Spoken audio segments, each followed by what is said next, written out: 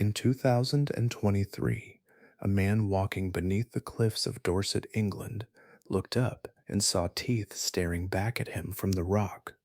Each tooth was the length of his forearm. The skull they belonged to had been buried there for 150 million years.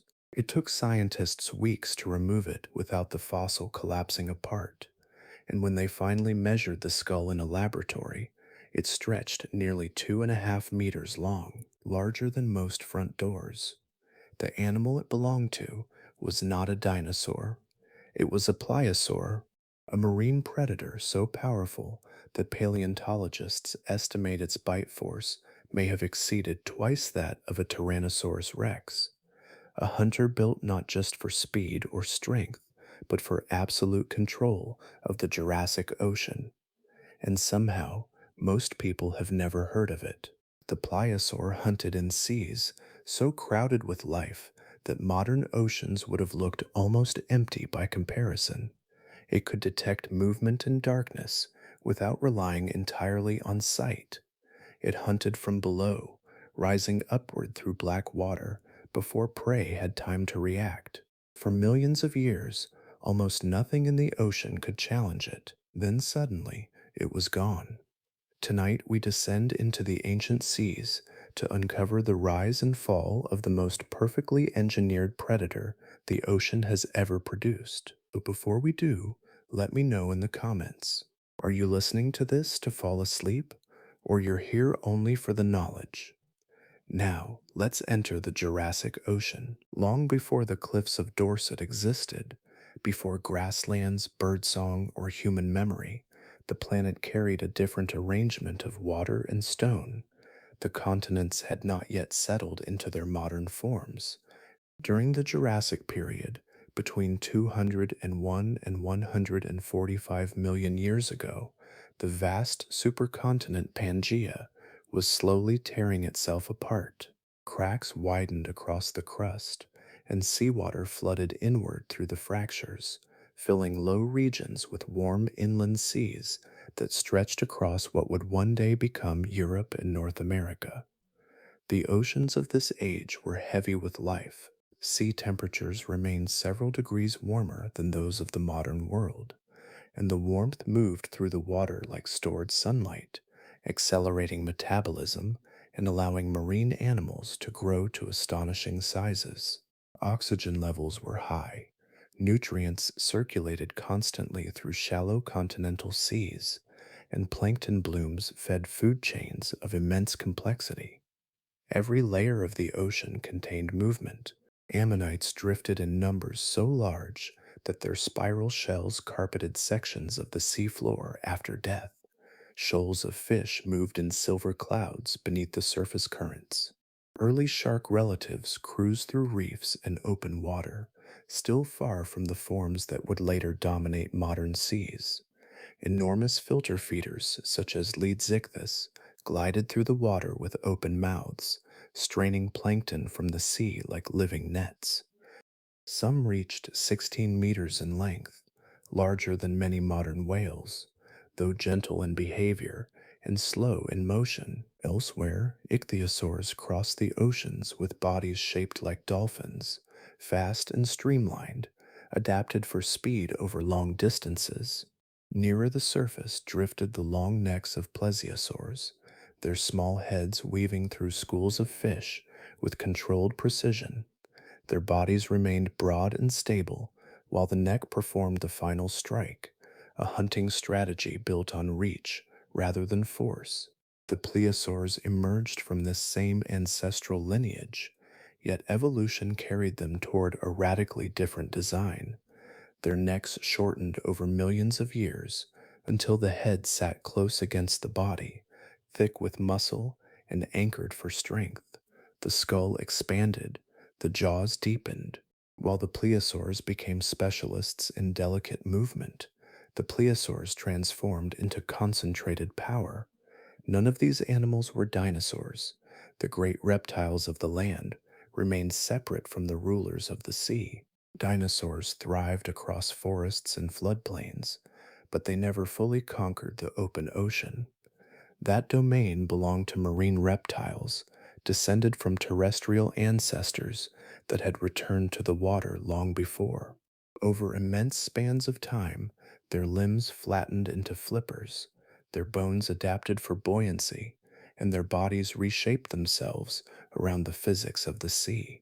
The Jurassic Ocean became a world unto itself, dense with predators, scavengers, drifting invertebrates, and creatures unlike anything alive today. Sunlight filtered through warm blue water onto reefs crowded with life, while deeper regions faded into colder darkness below.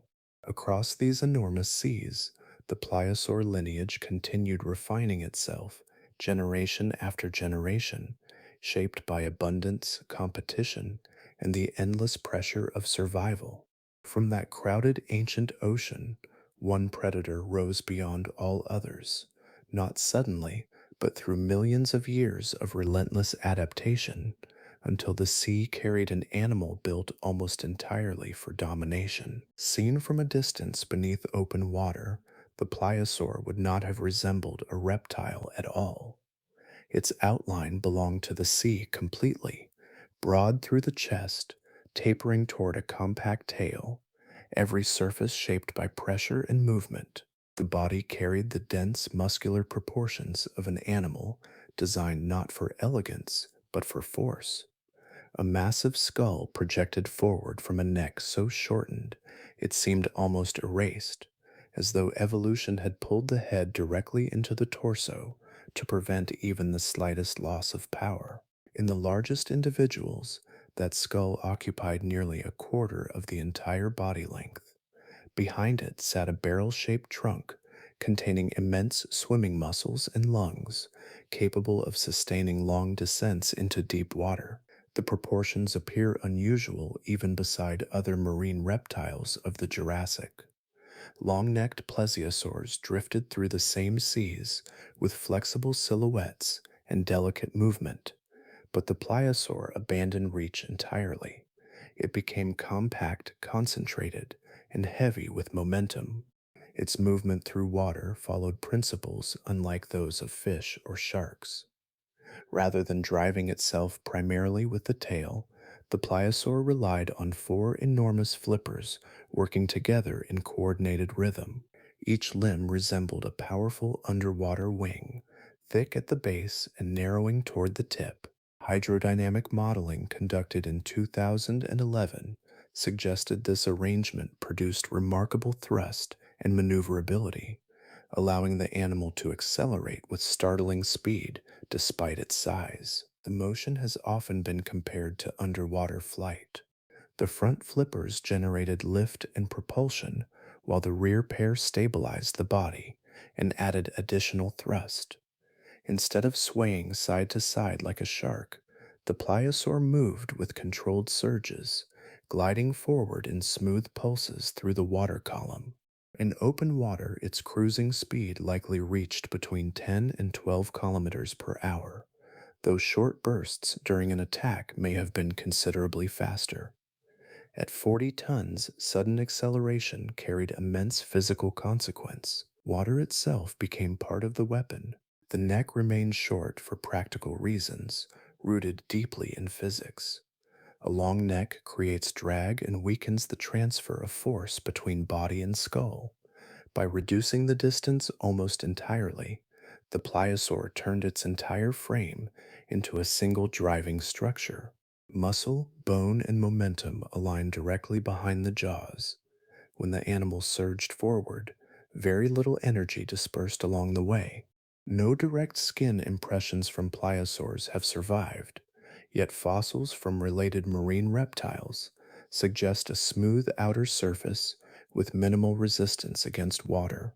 Paleontologists suspect a form of countershading, dark across the back and lighter underneath, similar to many large ocean predators today. From above, the darker coloration blended into the dim sea below. From beneath, the pale underside dissolved against filtered surface light. Even in daylight, the body would have faded into the surrounding water with unsettling efficiency. The tail itself remained relatively short and probably served mainly for balance and steering. Almost all major propulsion came from the synchronized movement of the flippers, rising and falling in coordinated pairs beneath the sea. No living animal uses this exact locomotion system at such enormous scale. Whales rely on vertical tail strokes, sharks on lateral motion, turtles on slower wing like sweeps.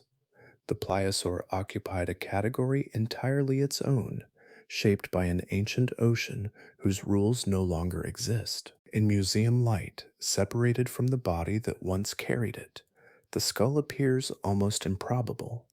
Bone stretches outward for more than 2 meters, narrowing into a heavy snout lined with teeth that still gleam faintly beneath stone polish.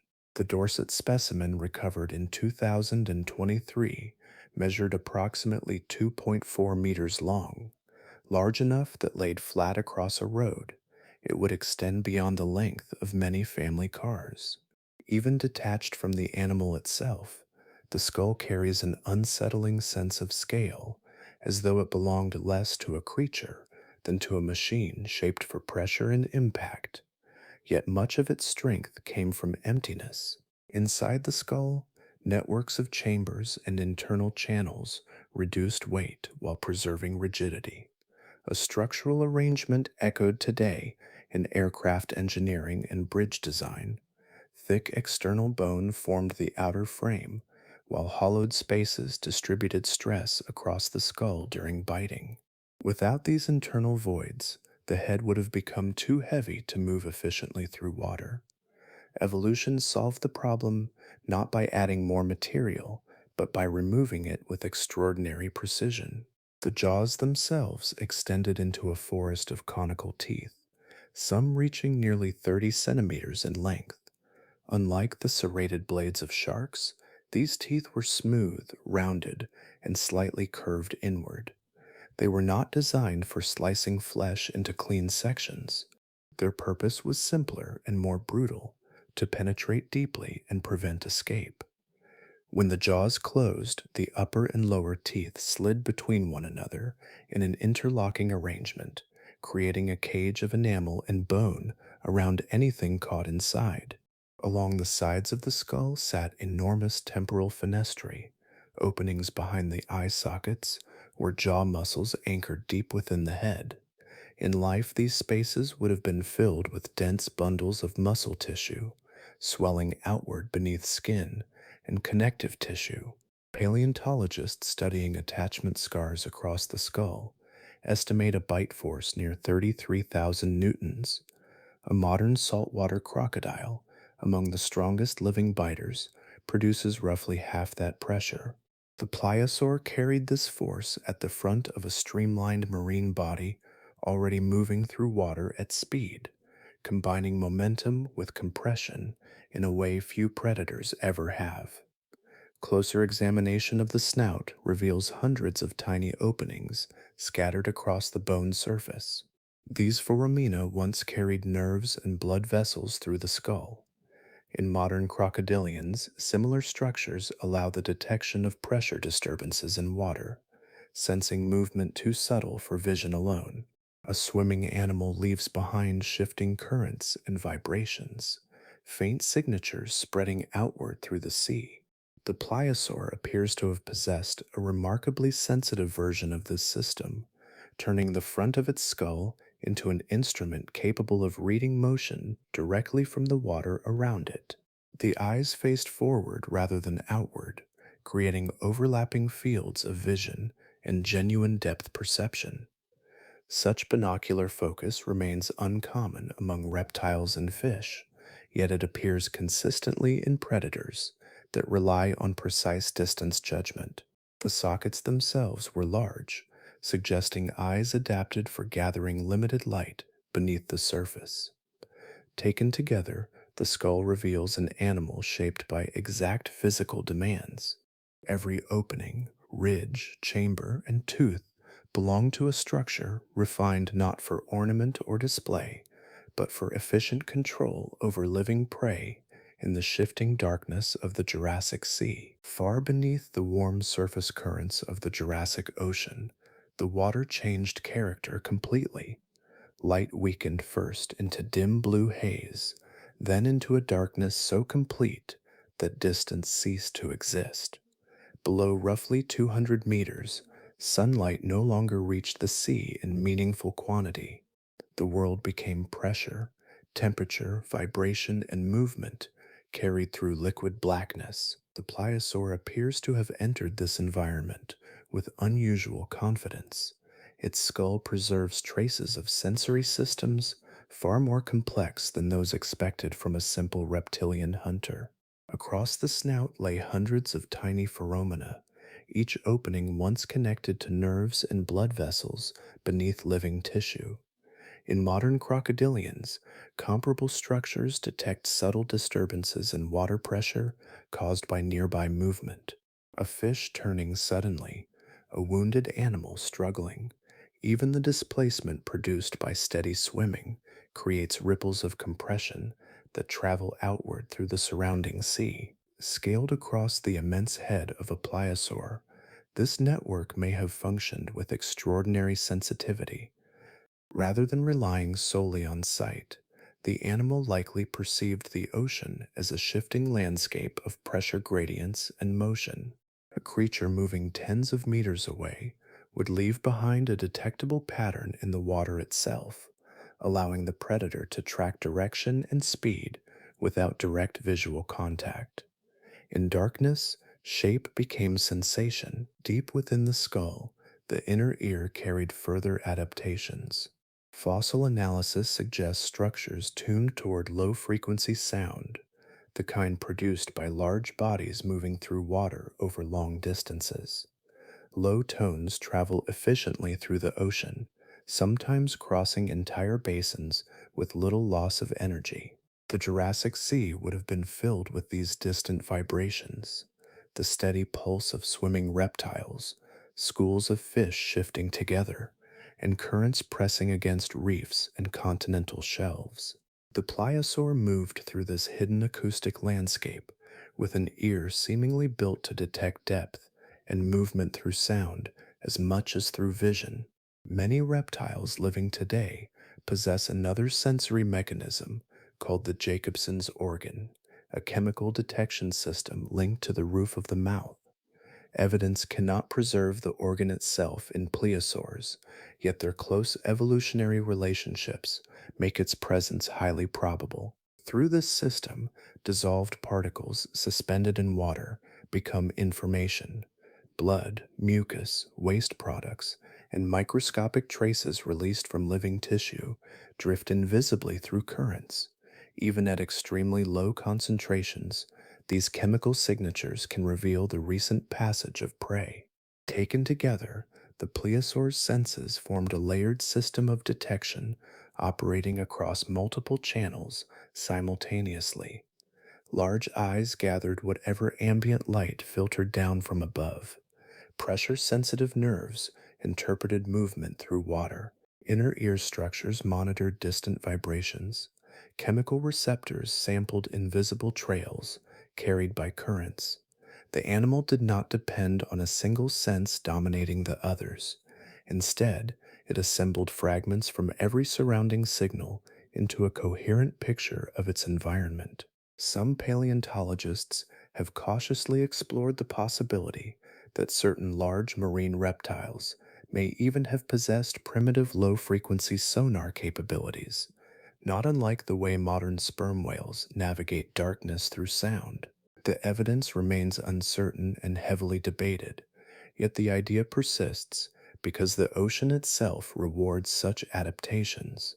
In deep water, vision alone is fragile. Bone density studies add another quiet detail to this portrait. The skeleton of the pliosaur shares structural similarities with modern deep diving cetaceans, suggesting repeated descents into regions of immense pressure, far below the surface turbulence of the Jurassic seas, where cold water folded around stone and silence thickened through the depths. The pliosaur remained perfectly equipped to navigate a world almost entirely hidden from sight. A faint current moves through the midwater depths, carrying suspended particles in slow drifting layers. Above, far beyond direct visibility, the brighter surface forms a distant ceiling of pale illumination. Somewhere within that vertical darkness, an ichthyosaur passes overhead, its body cutting gently through the sea. The motion creates a subtle distortion in the surrounding water, a pressure signature spreading outward long before the animal itself becomes visible. Below it, the pliosaur waits. Its anatomy suggests a predator capable of more than one hunting style.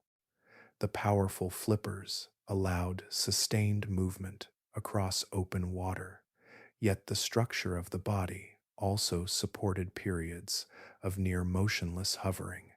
In deeper regions of the Jurassic Ocean, where visibility narrowed and sound traveled farther than light, stillness itself became part of the hunt.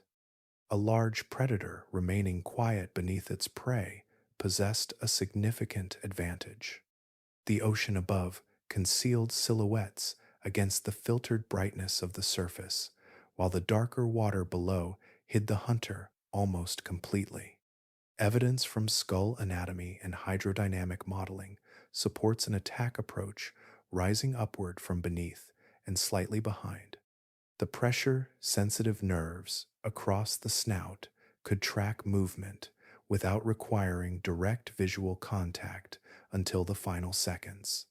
As distance closed, the pliosaur accelerated rapidly through the water column, carrying forward not only its own mass, but the momentum generated by coordinated flipper strokes. The attack likely unfolded with startling speed after long periods of near silence. Fossils preserve fragments of these encounters. Across Jurassic marine reptile bones, paleontologists have identified puncture patterns matching pliosaur dentition. The marks appear as parallel rows of circular holes, spaced in ways consistent with the interlocking arrangement of the jaws.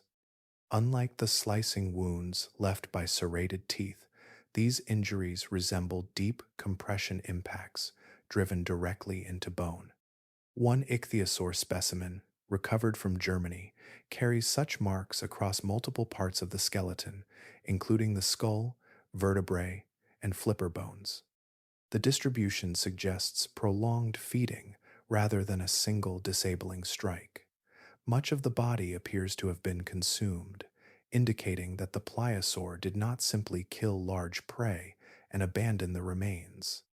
In an ecosystem demanding immense caloric intake, nearly every edible section mattered. The mechanics of feeding differed from those of modern crocodilians.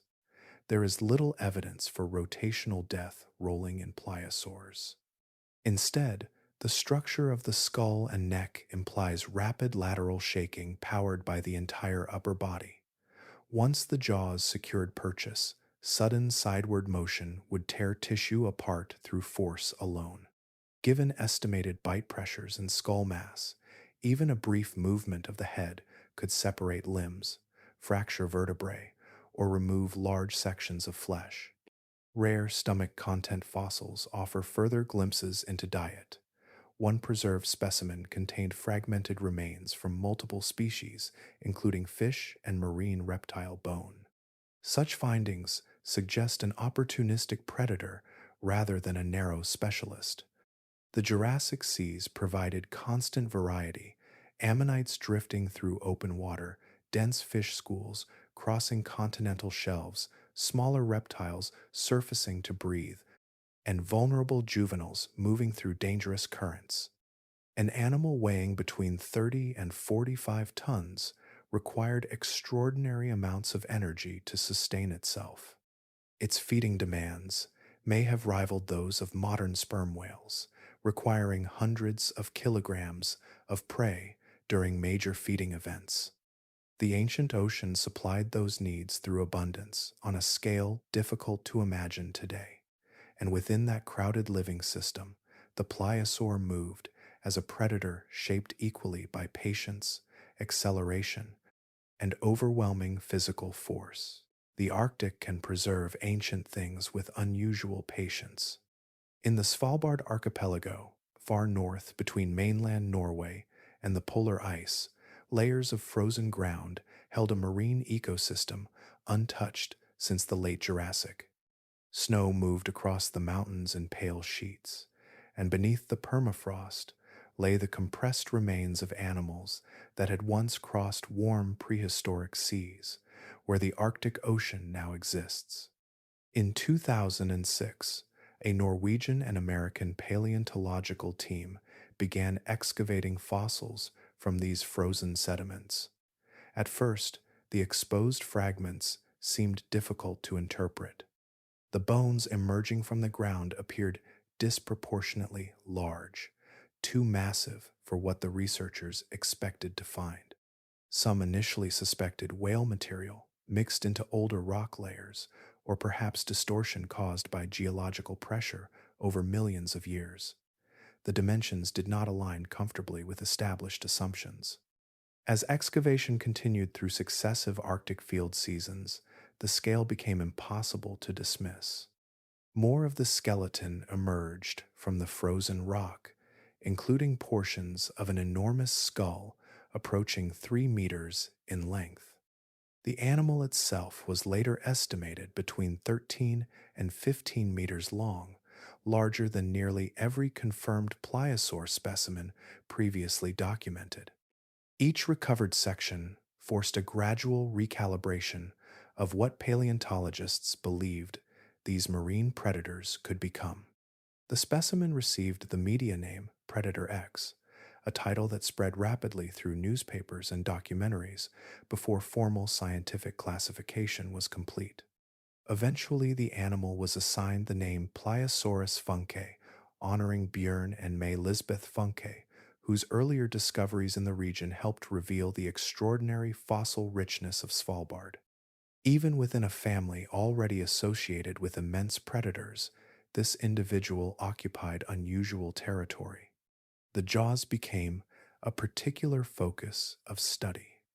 Muscle attachment regions across the skull suggested bite forces around 33,000 newtons, already among the highest estimates ever calculated for a living animal. Some reconstructions based on the most complete jaw sections proposed even larger figures, approaching 40,000 or potentially 50,000 newtons under specific biomechanical models. If accurate, such force would place the animal beyond every known terrestrial carnivore, exceeding even the largest tyrannosaurs in raw compressive power. Around the pliosaur remains, the surrounding sediments yielded an astonishing diversity of other marine reptiles. At least 40 species eventually emerged from the Svalbard deposits, including ichthyosaurs, plesiosaurs, and additional pliosaur specimens. The site became less a single excavation and more a preserved fragment of an entire vanished ocean community. Millions of years earlier, these Arctic waters had been temperate and biologically dense, filled with marine life moving through shallow continental seas beneath long summer sunlight. The discovery altered more than public imagination. Across museums and research institutions, paleontologists began revisiting earlier pliosaur material with renewed caution. Fragmentary fossils, once considered oversized anomalies, gained new significance.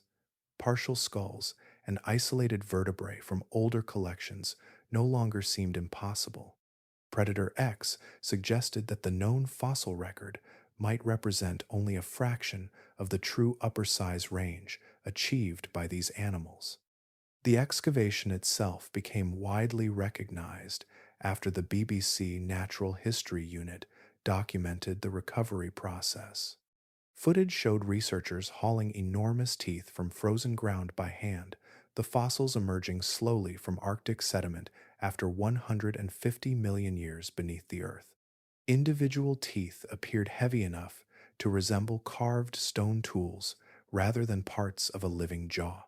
In the cold silence of Svalbard, the Jurassic Ocean briefly surfaced again through ice and rock, revealing that the scale of its predators had not yet reached its limit in human understanding. Winter rain moved steadily across Kimmeridge Bay during the opening weeks of 2023, darkening the cliffs of the Jurassic coast and loosening fragments of stone onto the narrow beach below. Along that shoreline, fossil collector Phil Jacobs noticed an unfamiliar shape emerging from freshly exposed limestone. Only a small section remained visible at first, little more than a curve of bone pressed into rock, yet its proportions carried a strange precision that separated it immediately from the surrounding cliff. The fossil projected outward at an awkward angle, locked deep within hardened sediment that had formed on an ancient seafloor 150 million years earlier. Extracting the visible snout section alone required weeks of delicate work.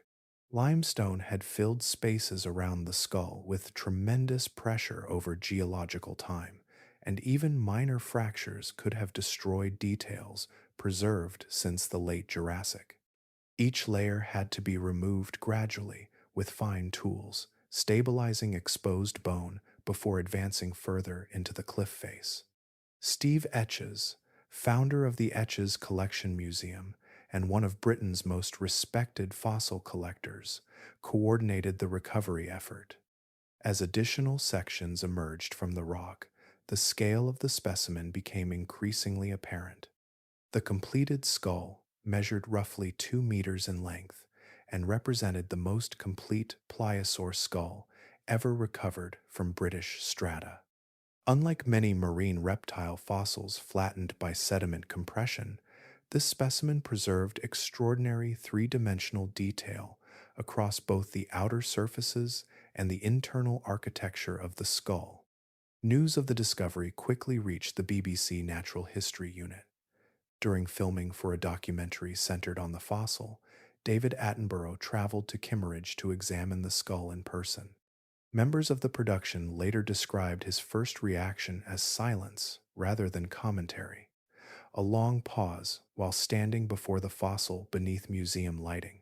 The moment carried unusual weight because Attenborough had spent decades surrounded by rare natural history specimens, yet this skull appeared to momentarily suspend even that familiarity.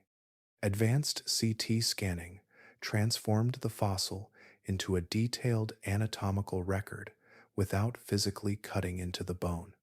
Researchers reconstructed the full shape of the brain cavity, traced the delicate canals of the inner ear, and mapped the extensive network of foramina spread across the snout. The scans revealed a surprisingly small brain relative to body size, consistent with an animal guided primarily by instinctive behavior rather than flexible intelligence. Yet the sensory regions told a different story.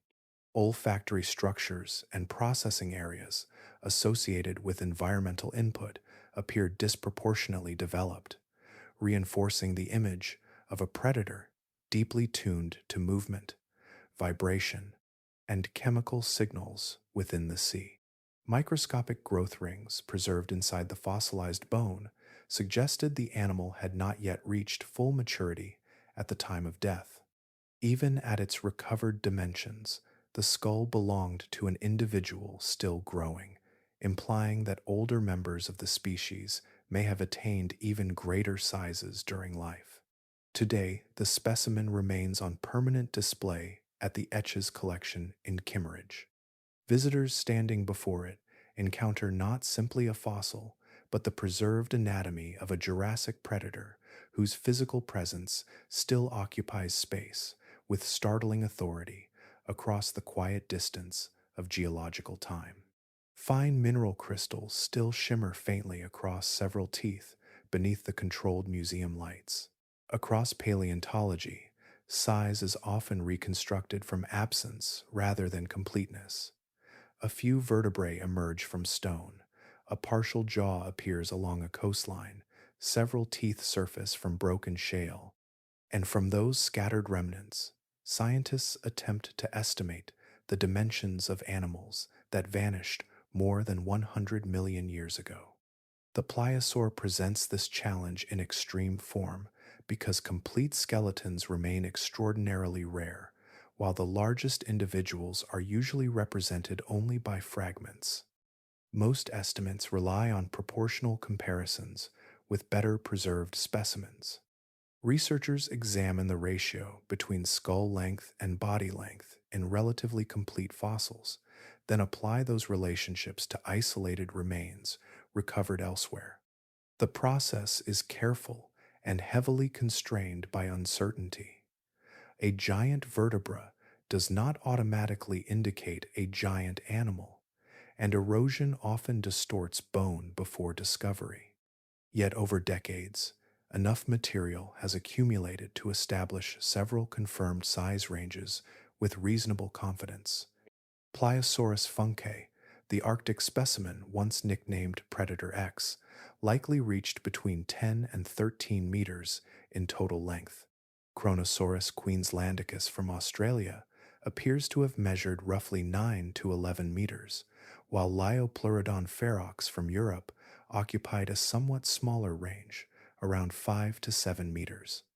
Even these conservative figures describe predators of enormous scale, animals comparable in mass to large modern whales, while carrying skulls built for active predation. Public imagination, however, often moved beyond the fossil evidence itself. In 1999, the BBC series Walking with Dinosaurs portrayed Liopleurodon at approximately 25 meters long.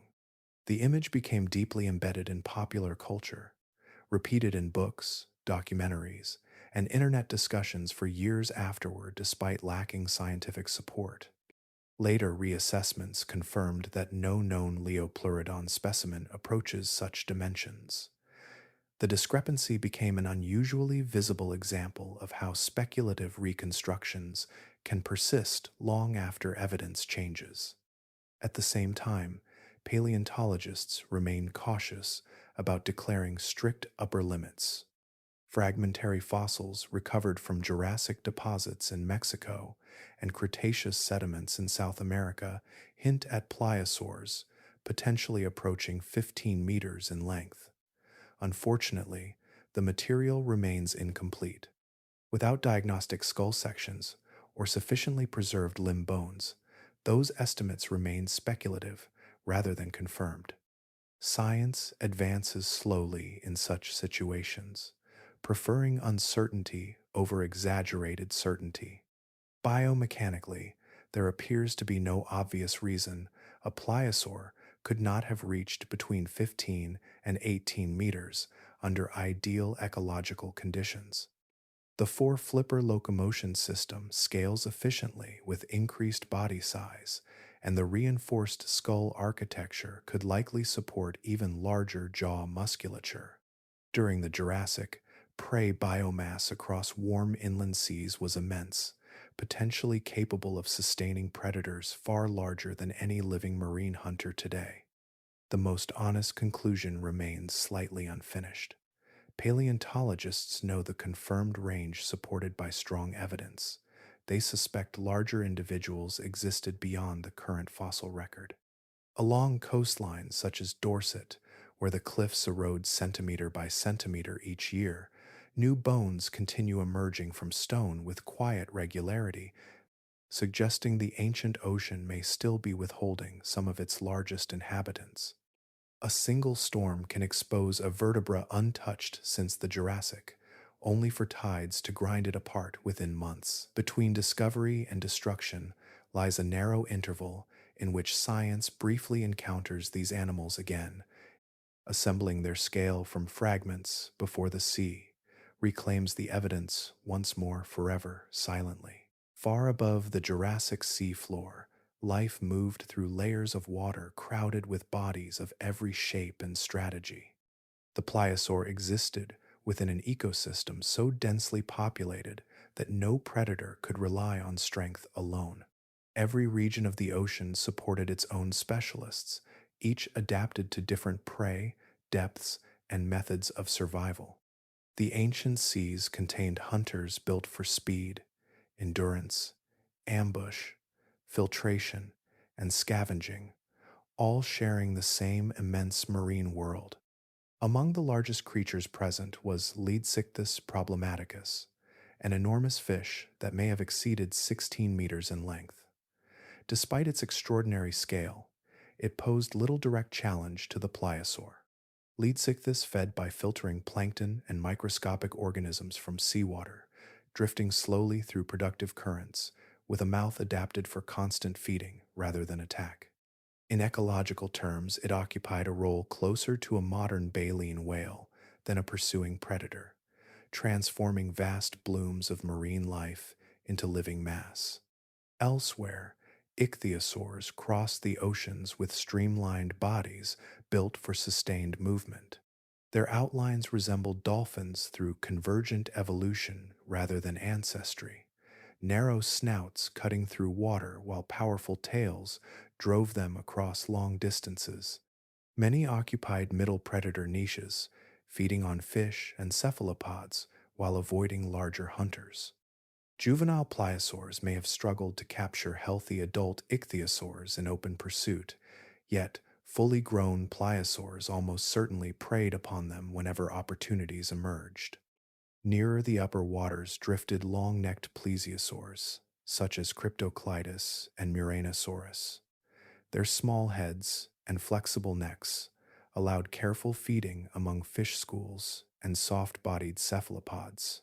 Compared with the compact frame of the pliosaur, their bodies appeared delicate and elongated, shaped more for precision than force.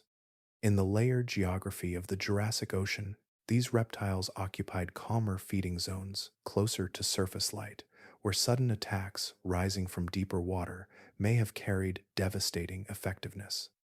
Marine crocodilians also shared these seas.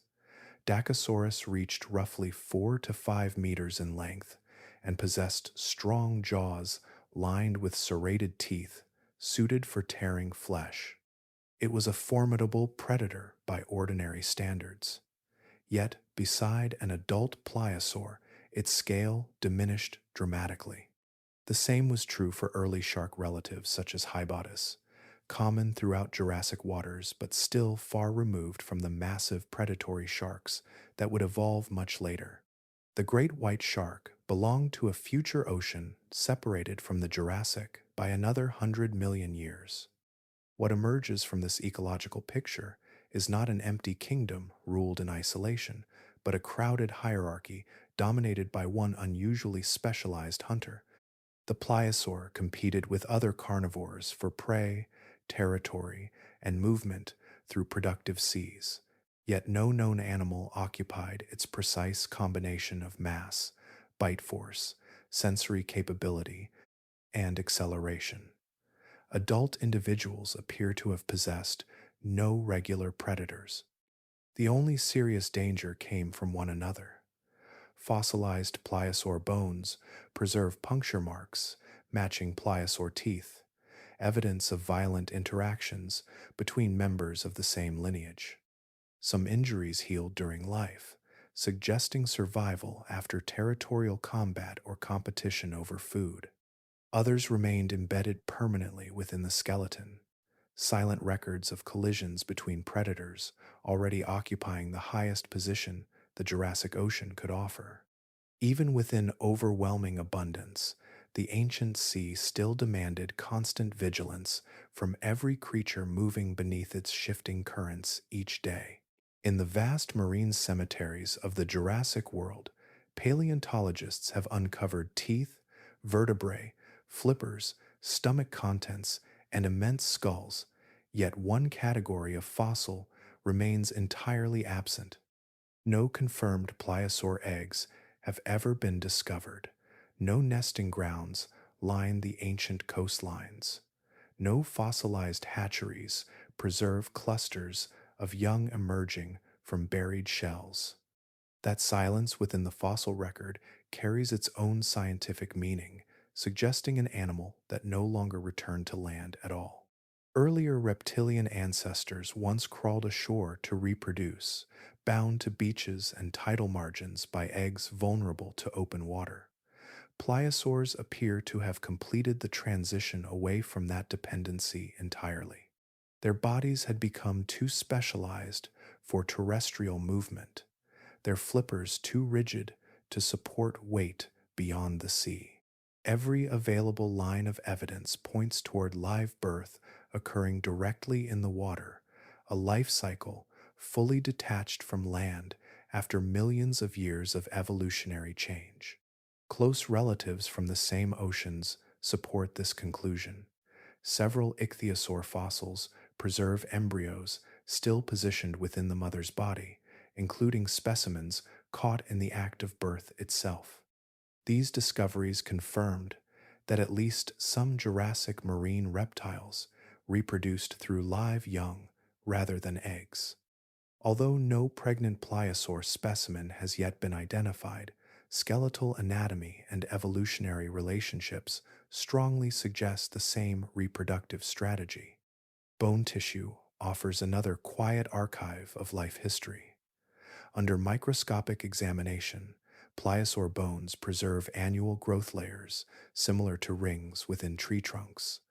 These bands record cycles of development across decades, allowing researchers to estimate approximate age at death. Current evidence suggests some individuals lived between 20 and 30 years. Unlike mammals that eventually stop growing, pliosaurs appear to have continued increasing in size throughout life, though at slower rates with advancing age. This pattern carried important consequences inside the Jurassic ecosystem.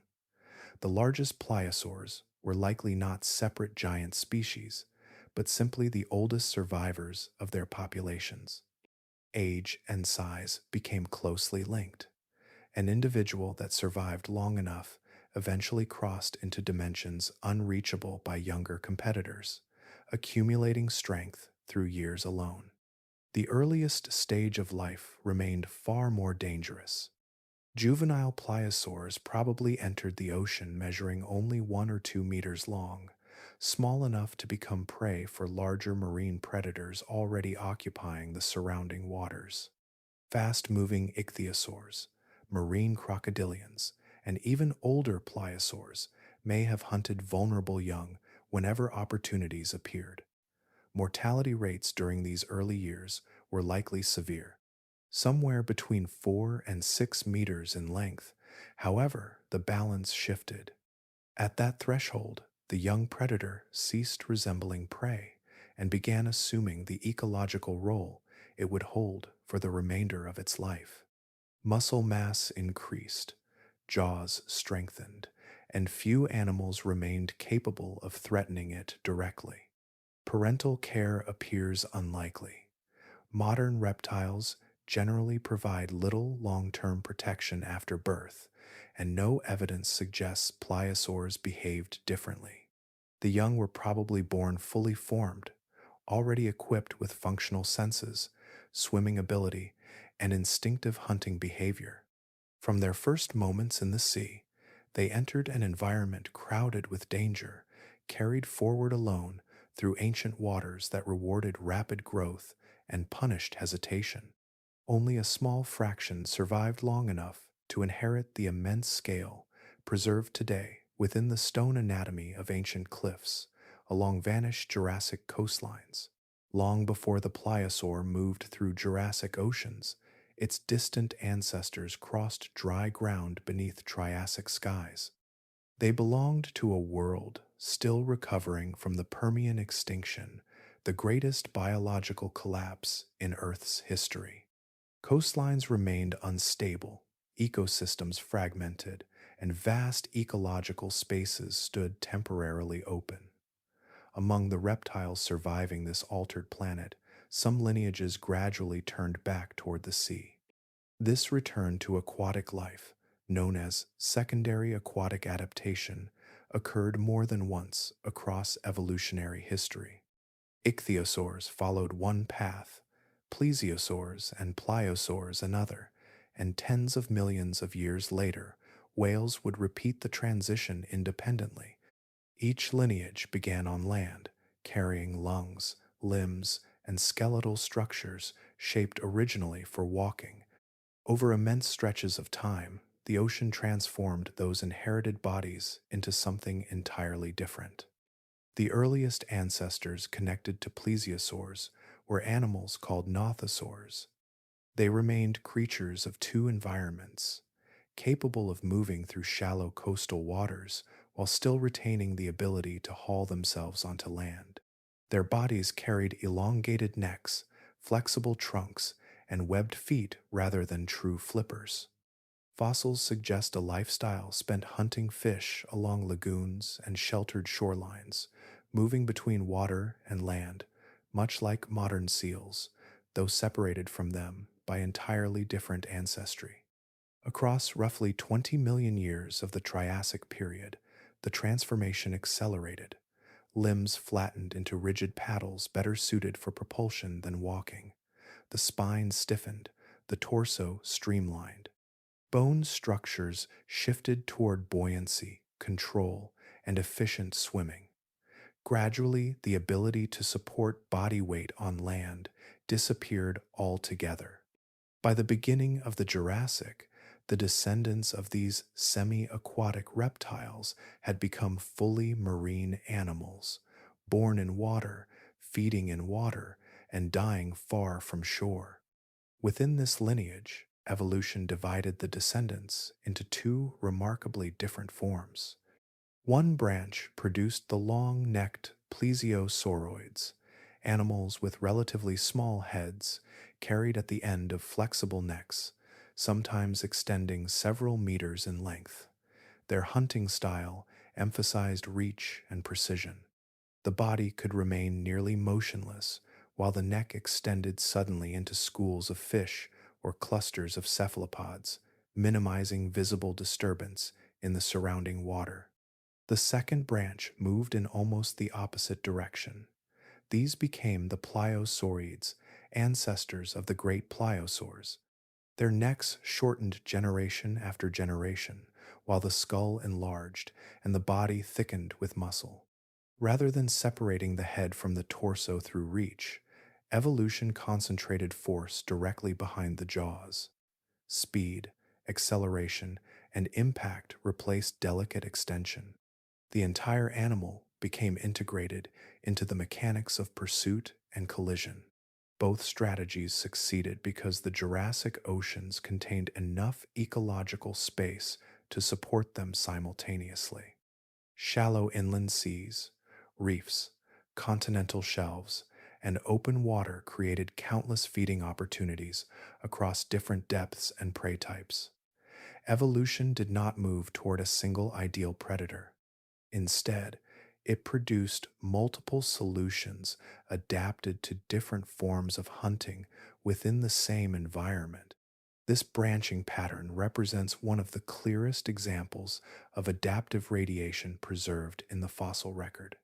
From shared ancestors emerged radically different marine reptiles, occupying distinct ecological roles, while retaining traces of their common origin beneath the surface differences. By the time the largest pliosaurs finally appeared, the transition from land animal to ocean predator had become complete in every visible detail. Their ancestors once walked across Triassic coastlines, yet the sea eventually rewrote nearly every aspect of their bodies through patient evolutionary change over millions upon millions of years, quietly. The name pliosaur often sounds singular, as though it refers to one specific creature emerging from the Jurassic Sea. In reality, it describes an entire family spread across tens of millions of years, a lineage known as Pliosauridae. Within that family existed multiple genera, dozens of species, and a long evolutionary history shaped by changing oceans, shifting continents, and continuously adapting prey communities. The familiar image of the giant, short-necked predator was not a single invention of evolution, but a recurring pattern refined repeatedly across deep time. Among the earliest well-understood members was Romaleosaurus, swimming through the early Jurassic seas surrounding what is now England. At roughly 4.5 meters long, It was smaller than the later giants, yet the essential architecture already existed. The enlarged skull, compact neck, muscular body, and powerful flippers had begun assembling into the design that would eventually dominate marine ecosystems for millions of years. Fossils from Yorkshire and other English deposits preserve this animal with unusual completeness, allowing paleontologists to trace the early stages of pliosaur evolution with remarkable clarity. Later in the Jurassic came Leopleurodon ferox, perhaps the most culturally recognizable member of the family. Fossils recovered from France, Germany, and England confirm an animal between 5 and 7 meters long, heavily built, and powerfully armed. Although not among the largest known pliosaurs, Liopleurodon became deeply embedded in popular imagination through documentaries and museum reconstructions. Its skull proportions, muscular jaws, and broad flippers created an image so visually striking that it came to represent the entire lineage for many audiences. Far to the south, within the inland seas of ancient Australia, another giant lineage emerged. Kronosaurus queenslandicus reached approximately 9 to 11 meters in length during the early Cretaceous. Named after Kronos, the titan from Greek mythology associated with devouring his own children, the animal carried one of the largest skulls ever attributed to a pliosaur. Its scientific history became unexpectedly complicated after a famous Harvard reconstruction added too many vertebrae during mounting, artificially lengthening the specimen for decades before the mistake was corrected. Even with the revision, Kronosaurus remained among the most formidable marine predators ever discovered. In Europe, Pliosaurus macromerus represented another immense branch of the family tree. Fragmentary skull material from late Jurassic deposits suggests animals exceeding 10 meters in total length, carrying jaws capable of exerting extraordinary force. Though incomplete, these fossils reveal how widely giant pliosaurs spread across the shallow seas, dividing ancient continents. Toward the closing stages of the lineage appeared Brachiochaenius lucasi from North America. Smaller and somewhat more generalized than many Jurassic relatives, it nevertheless remained a substantial apex predator during the late Cretaceous. By this point, the family had already begun declining, surviving within oceans gradually changing around them. What makes the pliosaur family especially remarkable is its geographic reach. Fossils attributed to various species have been recovered from every continent, including Antarctica. During the warm Mesozoic world, interconnected seas allowed these predators to disperse across enormous distances, adapting to regional prey and environmental conditions while retaining the same fundamental predatory framework. For roughly 80 million years, generation after generation refined this body plan with extraordinary consistency. Different species varied in scale, skull shape, and ecological specialization, yet all remained connected by the same underlying evolutionary design, a lineage repeatedly reshaped by ancient oceans into predators of immense efficiency and enduring power beneath prehistoric seas worldwide. Far beneath the surface of the Jurassic Ocean, temperature changed quickly with depth. Sunlit upper waters remained warm beneath the greenhouse climate of the Mesozoic world, yet deeper regions cooled into heavy darkness where pressure increased and energy became more difficult to sustain. For an animal the size of a pliosaur, survival across these layers depended not only on muscle and bone, but on metabolism, the invisible chemistry governing heat within the body itself. Paleontologists continue debating whether pliosaurs were ectothermic like most modern reptiles or possessed some form of internally regulated body temperature closer to mammals and birds. The distinction matters because metabolism determines behavior. A fully cold-blooded predator relies heavily on surrounding temperatures to remain active, often slowing dramatically in colder environments. A warm-blooded hunter can sustain movement, reaction speed, and muscular performance even in deep or cool water. Several lines of evidence suggest pliosaurs occupied an intermediate state more complex than either category alone. Thin sections taken from fossilized bone reveal growth patterns that appear unusually rapid and continuous. In many living reptiles, bone growth slows or pauses seasonally as environmental temperatures fluctuate. Some pliosaur specimens instead display dense vascular structures associated with sustained development, a pattern more commonly observed in active endothermic animals. Chemical evidence offers additional clues. Oxygen isotope analysis performed on fossilized tooth enamel allows researchers to estimate body temperature by examining ratios preserved during mineral formation. Results from several pliosaur specimens indicate internal temperatures elevated above the surrounding seawater. These findings imply that at least some physiological mechanism maintained warmth independently of immediate environmental conditions. At the same time, enormous body size alone complicates the question. Modern saltwater crocodiles, though ectothermic, retain heat efficiently because large masses cool slowly. A pliosaur weighing 45 tons would possess extraordinary thermal inertia regardless of metabolic strategy. Once warmed, such an animal could remain relatively stable internally for long periods simply through scale. This means evidence of retained heat does not automatically confirm mammal-like metabolism. Current scientific opinion increasingly favors regional endothermy, a system already present in several modern marine predators. Tuna and great white sharks maintain elevated temperatures within specific tissues rather than across the entire body. Swimming muscles, sensory organs, eyes, and sections of the brain remain warmer than the surrounding water, enhancing reaction, speed, and perception, while avoiding the immense energetic cost of heating the entire animal continuously. Applied to pliosaurs, this model fits surprisingly well. Elevated temperatures concentrated within propulsion muscles would support sustained movement through colder depths. Warmer sensory organs could improve visual processing and neural response during rapid attacks.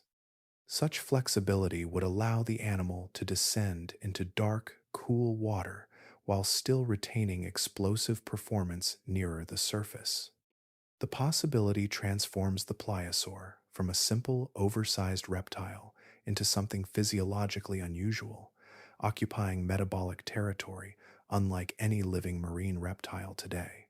It may have combined reptilian ancestry with selective heat regulation tailored specifically for predatory efficiency across changing ocean layers. Yet certainty remains elusive. Metabolism rarely fossilizes directly, leaving paleontologists to reconstruct ancient biology through chemistry, microscopic tissue, and comparisons with living animals separated by immense evolutionary distance. The answers emerge slowly from stone, incomplete but increasingly detailed, like warmth still lingering faintly within bones, carried upward from vanished Jurassic seas after millions of silent years beneath ancient sediment and darkness. Most pliosaurs disappeared without leaving any trace at all. Their bodies moved through ancient oceans for decades, hunted across vast inland seas, died beneath distant currents, and then vanished completely into biological decay. The fossils recovered today represent an extraordinarily small fraction of the animals that once existed, preserved only because an unlikely chain of geological circumstances aligned with unusual precision after death. Marine fossilization begins with descent. A carcass must sink rather than remain floating at the surface, where decomposition and scavengers rapidly destroy soft tissue and scatter bone. Even after reaching the sea floor, preservation remains uncertain. Ocean currents can disarticulate skeletons within hours. Predators feeding on the remains may carry bones away individually across large distances.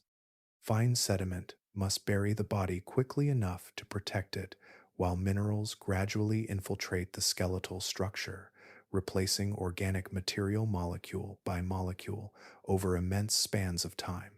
The conditions required for this process rarely persist long enough to preserve large marine reptiles intact. That rarity explains why certain geological sites have become globally important windows into Jurassic oceans. Along the Jurassic coast of Dorset and within the Holzmaden shales of Germany, shallow, low oxygen sea floors accumulated sediment rapidly while limiting scavenger activity. Fine mud settled continuously across submerged remains, preserving delicate anatomical details that would normally vanish long before fossilization completed. The Arctic deposits of Svalbard reveal a different pathway entirely. There, permafrost acted almost like a natural deep freeze after uplift exposed the ancient sediments. Cold temperatures slowed weathering and preserved three-dimensional structures that in most fossil beds collapse under millions of years of geological pressure. Some bones from Svalbard retained remarkable spatial integrity, allowing paleontologists to reconstruct giant pliosaur anatomy with unusual completeness. Yet, pliosaur skeletons carried their own vulnerabilities. The skull, often the most scientifically valuable region, contained numerous internal chambers and lightweight structural spaces that reduced mass during life. After burial, however, those same cavities increased the likelihood of collapse. Sediment pressure gradually crushed delicate regions inward, fragmenting snouts and distorting jaw alignment long before discovery. Entire skulls frequently broke apart into isolated sections buried meters away from one another. This fragility explains why complete pliosaur skulls remain exceptionally uncommon. Many known species are described only from scattered teeth, jaw fragments, vertebrae, or isolated flipper bones recovered independently across different formations.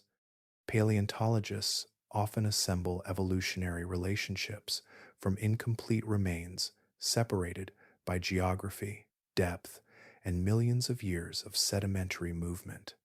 When the Dorset skull emerged in 2023, researchers recognized its importance immediately because so much of the anatomy had survived together. The specimen preserved relationships between structures that are normally lost during fossilization, offering a far more complete picture of the animal than isolated fragments ever could. The fossil record, therefore, behaves less like a complete archive and more like a damaged library missing most of its volumes. Entire species may have existed for millions of years without leaving recoverable remains. Others survive only through single teeth, weathering briefly from stone before erosion destroys them permanently. What scientists study today is not the full Jurassic Ocean, but a filtered remnant shaped by chemistry, sediment, tectonic movement, scavenging, and chance. The pliosaurs known to science almost certainly represent only a portion of the predators that once moved through those vanished seas beneath ancient planetary tides and drifting continental shadows, long erased by time itself forever. Television rarely captures paleontology while discovery is still unfolding.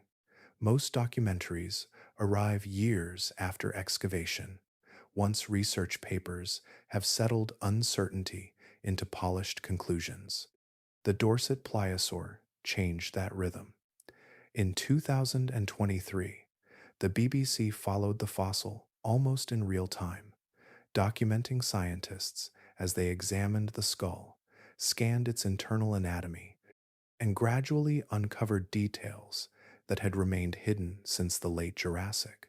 At the center of the production stood Sir David Attenborough, then 97 years old, his voice already woven into decades of natural history storytelling. By that stage in his life, he had encountered giant squid specimens, dinosaur skeletons, deep sea organisms, and countless rare fossils. Yet, the Dorset skull still interrupted that long familiarity with something approaching astonishment. The moment became the emotional center of the documentary. Cameras followed Attenborough as he approached the reconstructed skull for the first time beneath the museum lights at Kimmeridge. Rather than speaking immediately, he paused. The silence extended several seconds while he studied the fossil in front of him. When he finally spoke, his words remained simple and unscripted. He quietly admitted that he had never seen anything quite like it. The clip spread rapidly across television broadcasts and online platforms, carried less by spectacle than by the authenticity of the reaction itself.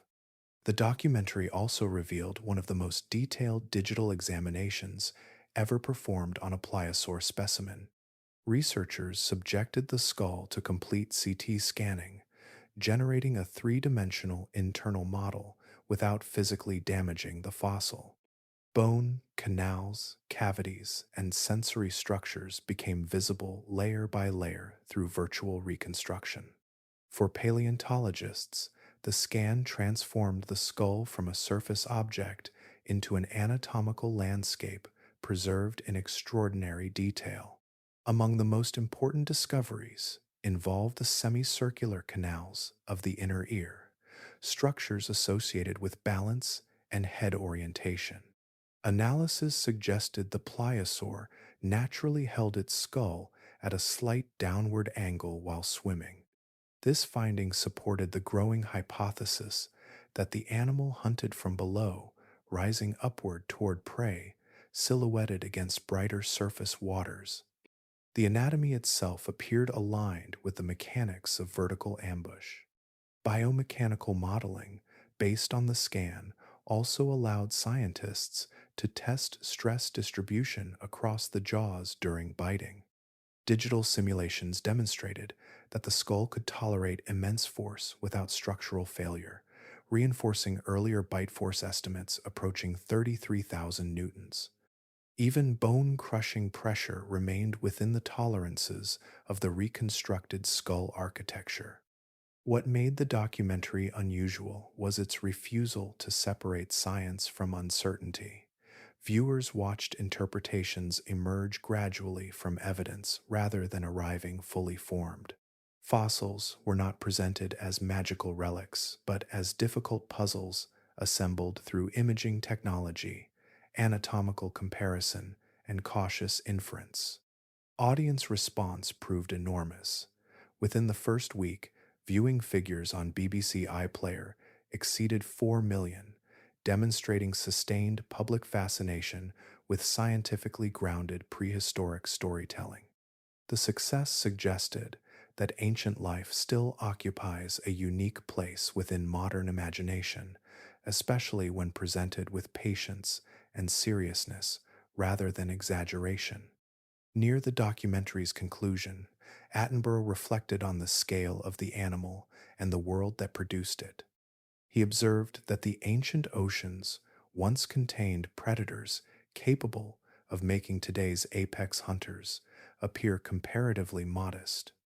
The statement circulated widely afterward, quoted by journalists, researchers, and viewers alike, lingering in public memory like a final echo rising slowly from the depths of a vanished sea beneath ancient Jurassic waters, long gone.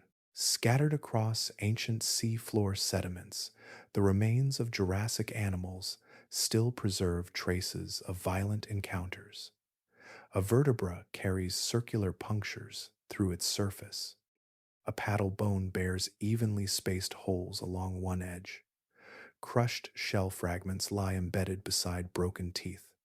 Long after the predators themselves disappeared, these marks remained pressed into fossilized bone and stone, preserving fragments of feeding behavior across 150 million years of silence. Direct evidence for the pliosaur diet comes from several rare sources. Bite marks provide the clearest record, especially when tooth spacing matches known pliosaur jaws. Coprolites, fossilized remains of digestive waste, preserve partially broken food fragments that survived passage through the digestive system. In exceptionally unusual cases, paleontologists also recover stomach contents preserved within the body cavity of marine reptile skeletons before decomposition fully scattered the remains. The evidence reveals a predator with remarkably broad feeding habits. Ichthyosaur vertebrae, recovered from Jurassic deposits, display deep puncture patterns, matching interlocking pliosaur teeth. Paddle bones belonging to long-necked plesiosaurs preserve similar damage, suggesting attacks directed toward large marine reptiles rather than smaller prey alone. Fossils of enormous fish also carry crushing injuries consistent with pliosaur bites delivered at tremendous force. Particularly intriguing are damaged ammonite shells.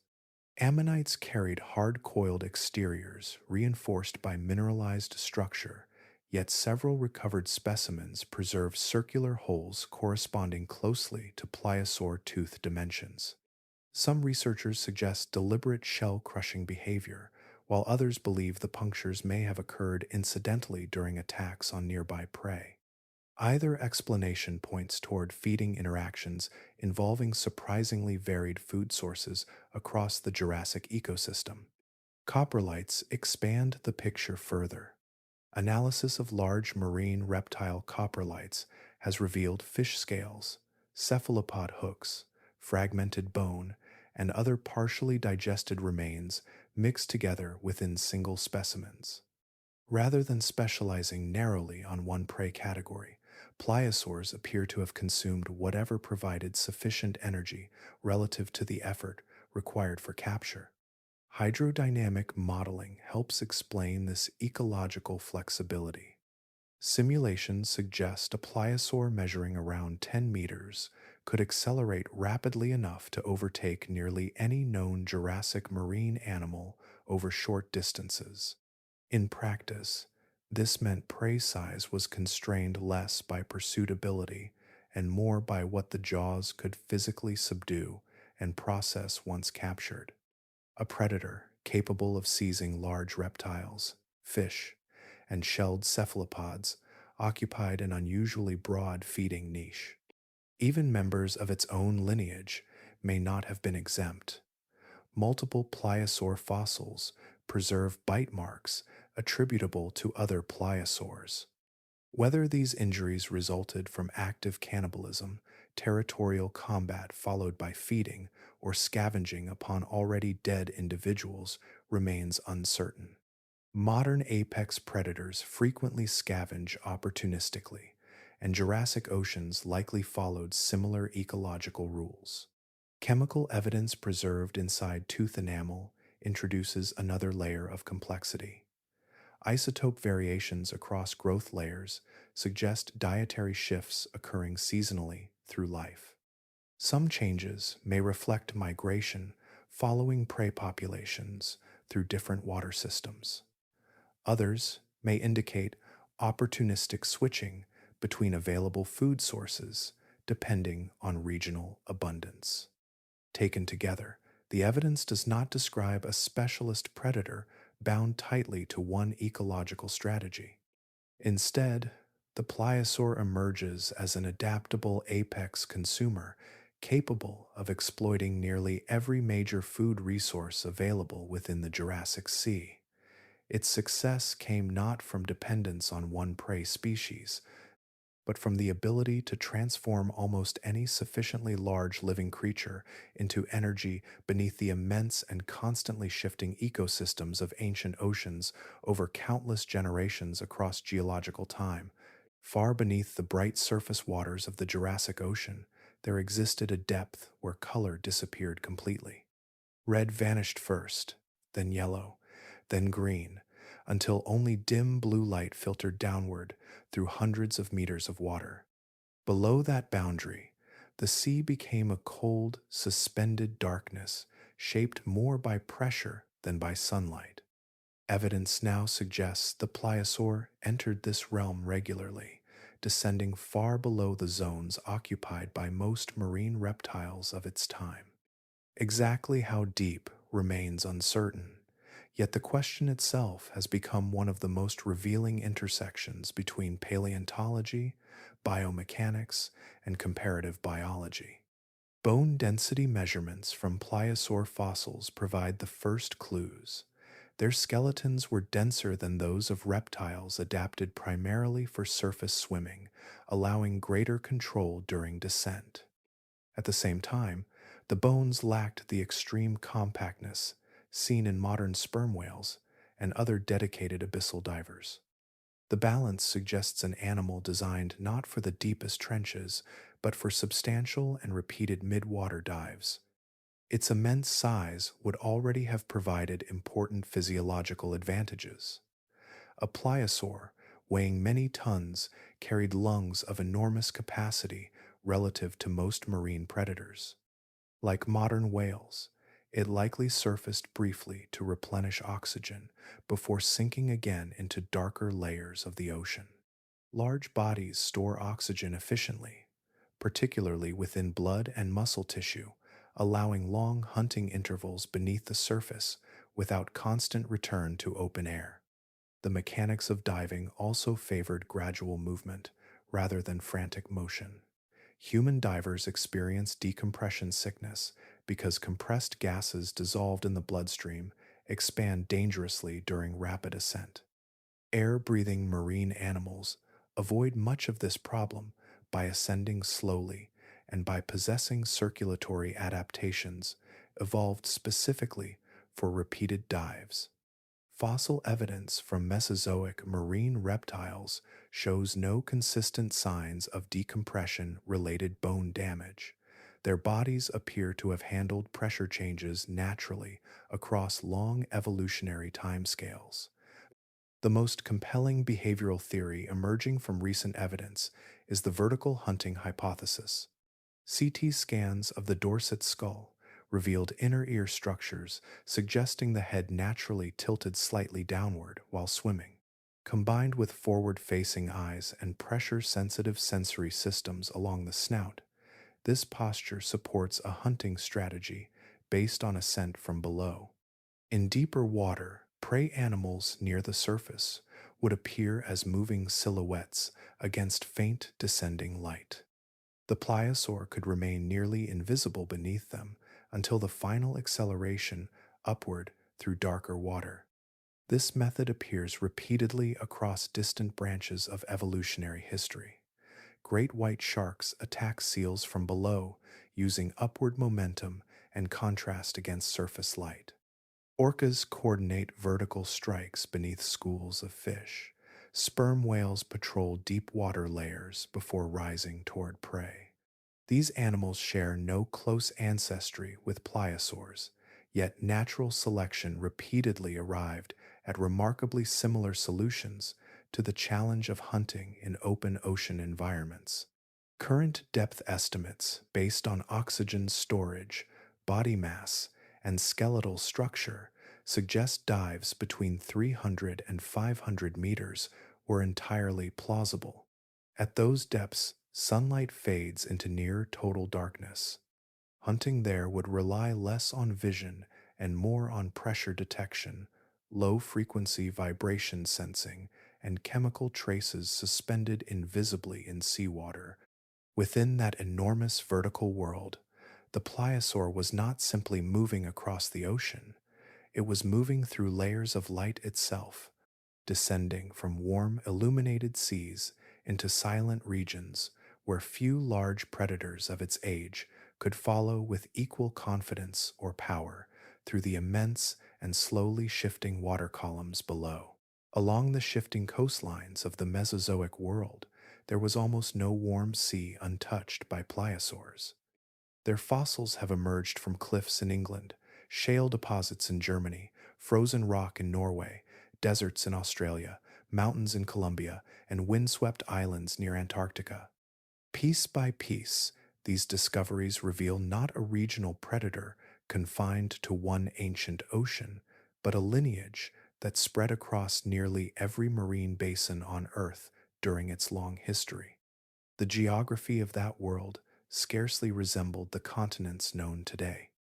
Oceans flooded enormous portions of the land, creating shallow inland seas connected by warm currents that circled the globe with little interruption from polar ice. Conditions that now exist only in narrow tropical zones extended far toward the poles, opening migration routes across immense distances. For a powerful marine hunter adapted to open water travel, the planet became a continuous corridor of habitable sea. Some of the most striking evidence comes from Antarctica itself.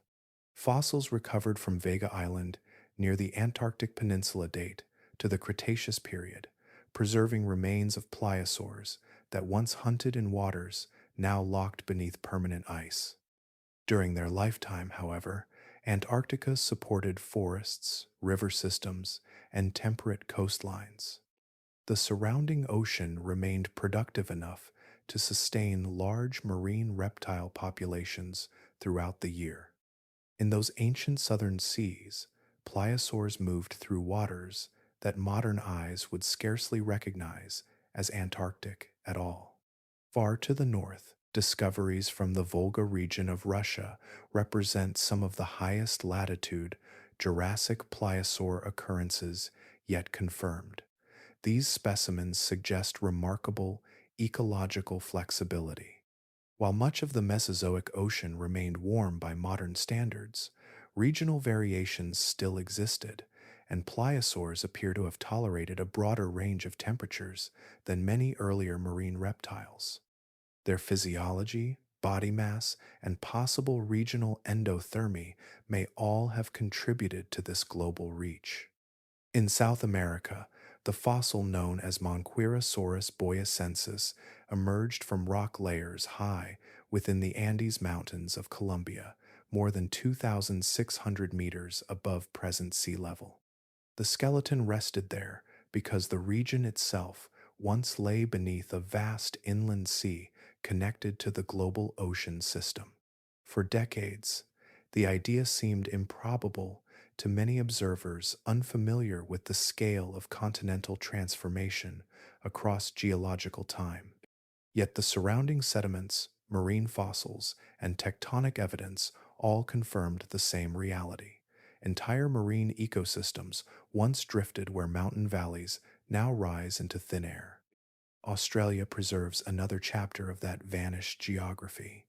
During the Cretaceous period, central Australia was covered by the Eromanga Sea, a broad inland waterway cutting deep into the continent. Kronosaurus queenslandicus hunted there among fish, ammonites, and smaller marine reptiles, moving through shallow subtropical waters. Its presence demonstrates how completely pliosaurs colonized the available seas of their age, occupying not only coastal margins, but enormous interior waterways as well. Taken together, these discoveries form a remarkable biogeographic pattern. Pliosaurs spread through nearly every suitable marine environment on the planet, from equatorial shallows to polar seas. Among living predators, only the orca approaches such worldwide distribution. Even then, the comparison remains incomplete. The largest pliosaurs exceeded modern killer whales in mass, skull size, and bite force, carrying their dominance across a planetary ocean system that remained open almost everywhere they chose to swim. There are moments in Earth's history when the oceans seem to inhale slowly and emerge altered, The boundary between the Jurassic and Cretaceous periods, around 145 million years ago, was one of those transitions. The seas did not empty suddenly, nor did the great marine predators vanish overnight. Instead, the structure of the ocean itself began to change in ways that gradually reshaped the balance, sustaining the giant pliosaurs. During the late Jurassic, broad, shallow seas stretched across enormous portions of the continents. Sunlight penetrated these waters easily, encouraging immense blooms of plankton and supporting dense food webs from ammonites to fish to marine reptiles. By the early Cretaceous, global sea levels had risen further still, deepening many of these marine environments. The new oceans were larger but, in many regions, less biologically concentrated. Nutrients circulated differently through deeper basins, and the productive continental shelf ecosystems that once nourished huge predator populations became less widespread. For animals dependent on enormous caloric intake, even subtle ecological reductions could become significant across generations. A mature giant pliosaur required immense quantities of prey simply to maintain its body mass. If fish schools shifted location, if cephalopod populations fluctuated, or if smaller marine reptiles declined regionally, the consequences would ripple upward through the food web toward the apex hunters at its summit. Temperature patterns may also have played a role. Although much of the world remained warm by modern standards, evidence suggests certain ocean basins experienced regional cooling during the early Cretaceous. For a predator, potentially relying on regional endothermy or thermal inertia, changing water temperatures could alter migration routes, hunting efficiency, and breeding distribution. Oceans that once formed continuous suitable habitat may have become more fragmented by shifting climate zones invisible to the eye but biologically decisive. At the same time, another lineage was beginning its own rise. Early mosasaurs, marine lizards, descended from terrestrial ancestors entirely separate from pliosaurs, diversified rapidly through the Cretaceous seas.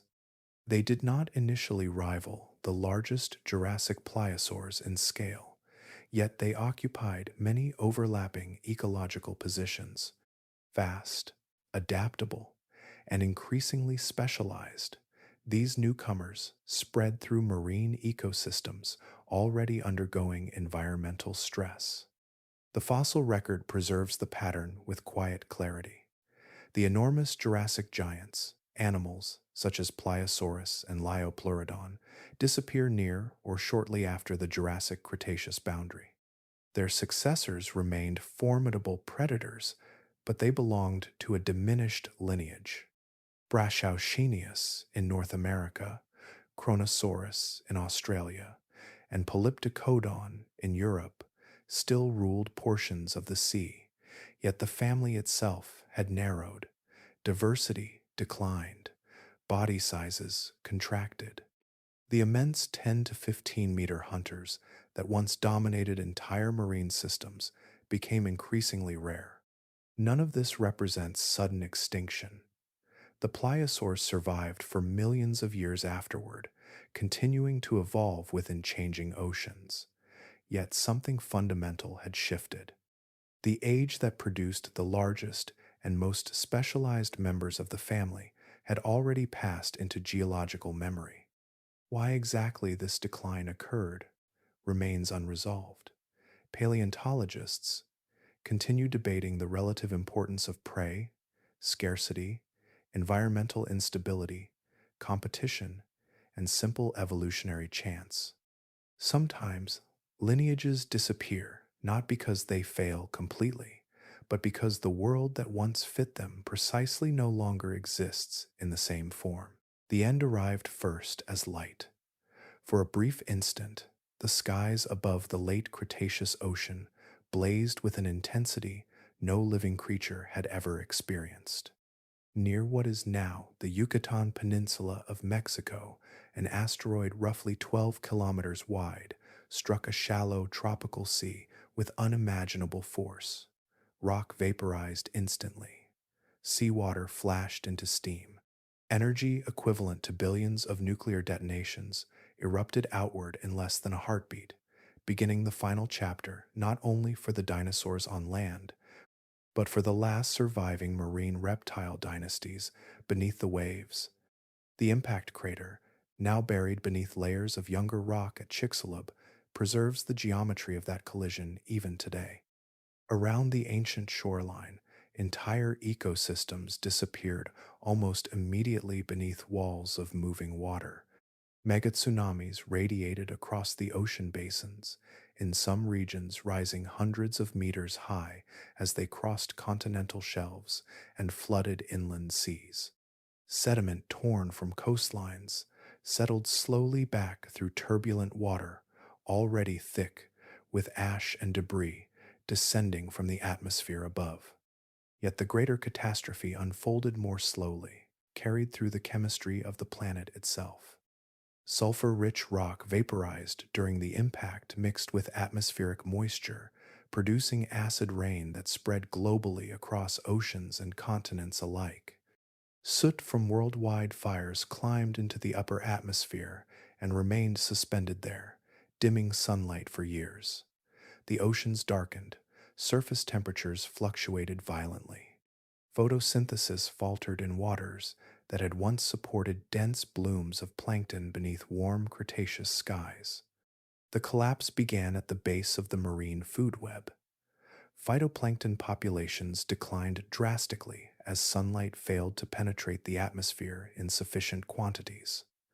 Zooplankton that depended upon them followed.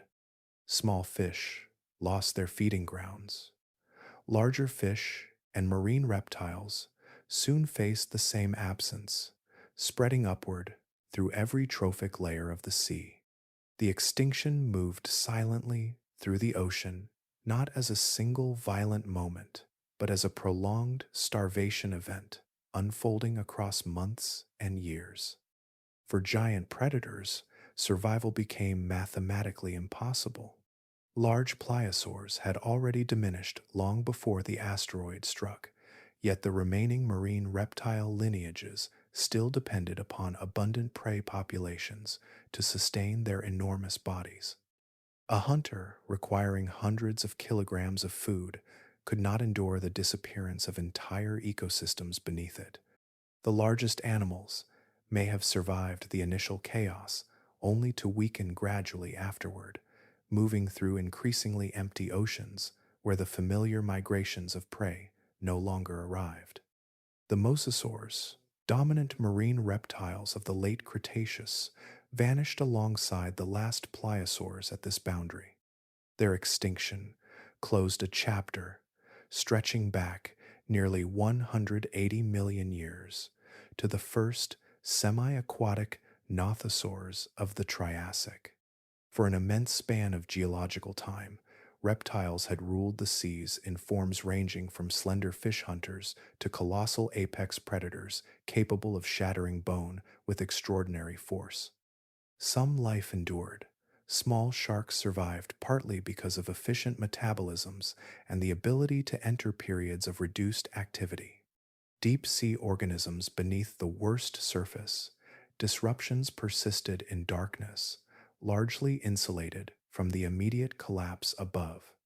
Small fish, mollusks, and scattered invertebrate populations became the fragile foundations of recovery.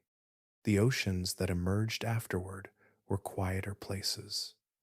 The great reptilian hunters were gone, and for millions of years no creature replaced them at similar scale. Only much later would another lineage of air-breathing marine predators rise from land once more. Not reptiles this time, but mammals moving gradually toward the forms that would eventually become whales. The oceans of the modern world can appear immense and dangerous, filled with predators that inspire caution even now. Yet compared with the seas once ruled by pliosaurs, today's apex hunters belong to a quieter and more restrained age.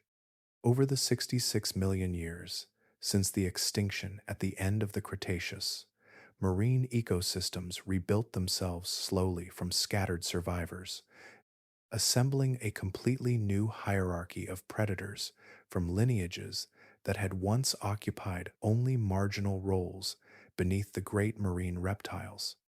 Among living animals, the great white shark comes closest in ecological position to the ancient pliosaur. Both are large active hunters capable of ambush attacks, rapid acceleration, and broad dietary flexibility. The comparison, however, reveals how profoundly different the scale truly was. A large great white reaches roughly 6 meters in length and weighs around 2,000 kilograms. Even the bite force, formidable by modern standards at approximately 18,000 newtons, reaches only a fraction of the crushing power estimated for Pliosaurus funki. The shark remains one of the ocean's most efficient predators, yet beside a giant pliosaur, it would seem comparatively slight, built for a leaner world with smaller prey and narrower energy flows. The sperm whale occupies another part of that missing ecological space. It surpasses most pliosaurs in total length, descending thousands of meters into darkness using echolocation to locate giant squid in deep water. Its enormous head houses one of the most sophisticated biological sonar systems ever evolved. Yet the whale is not an active pursuit predator in the same sense. Much of its hunting depends upon slow endurance, deep diving physiology, and suction feeding rather than explosive attack. The immense force concentrated in the jaws of the pliosaur has no direct modern equivalent among marine mammals. Then there is the orca, perhaps the most intellectually complex apex predator alive today. Orcas hunt cooperatively, pass learned behavior through generations, and adapt culturally to different prey species across separate oceans. Some populations specialize in fish, others in seals, sharks, or even whales. Their flexibility lies not in overwhelming physical dominance alone, but in communication, memory, and coordinated social behavior. In cognitive terms, they stand far beyond anything likely possessed by pliosaurs, yet physically, they remain much smaller animals, with lower bite forces and lighter skeletal structures than the Jurassic marine giants. Taken together, these modern predators divide characteristics that the pliosaur once combined within a single body plan. The strength appears in one lineage, the intelligence in another, the deep diving capability in a third. No living marine hunter unites all these attributes simultaneously at the same immense scale. The pliosaur occupied a biological position that has remained vacant through the entire age of mammals. This pattern is not unique within Earth's history. Certain evolutionary forms vanish without true replacement because the precise environmental conditions that produce them disappear as well. The giant predators of the Permian never returned after their extinction. Several enormous Jurassic herbivores likewise left ecological roles, no later lineage fully occupied. Evolution does not move toward increasing power or complexity in a straight line. It branches, contracts, and abandons possibilities as environments change. The modern ocean remains rich with extraordinary life, but its apex predators exist within ecosystems fundamentally diminished in size compared with the Mesozoic seas. Only by looking backward through deep time does the scale of that difference fully emerge, revealing that the oceans once carried hunters whose combination of force, speed, sensory precision, and sheer physical presence has never appeared again. Long before the pliosaur became a digital reconstruction rotating inside museum displays or a precisely scanned skull on documentary screens, it existed as something stranger and less certain, emerging piece by piece from the damp cliffs of southern England. Teeth appeared first, dark and heavy in the hands of collectors who had no modern language for deep time.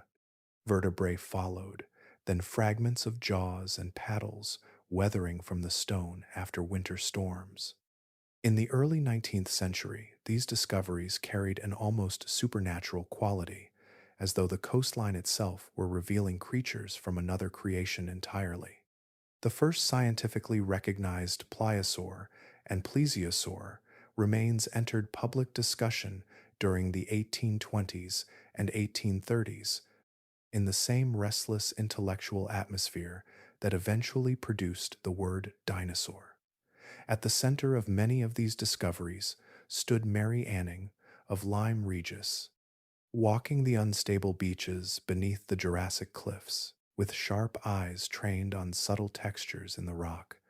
She had little formal education and almost no institutional power, yet many of the foundational marine reptile specimens of early paleontology passed through her hands.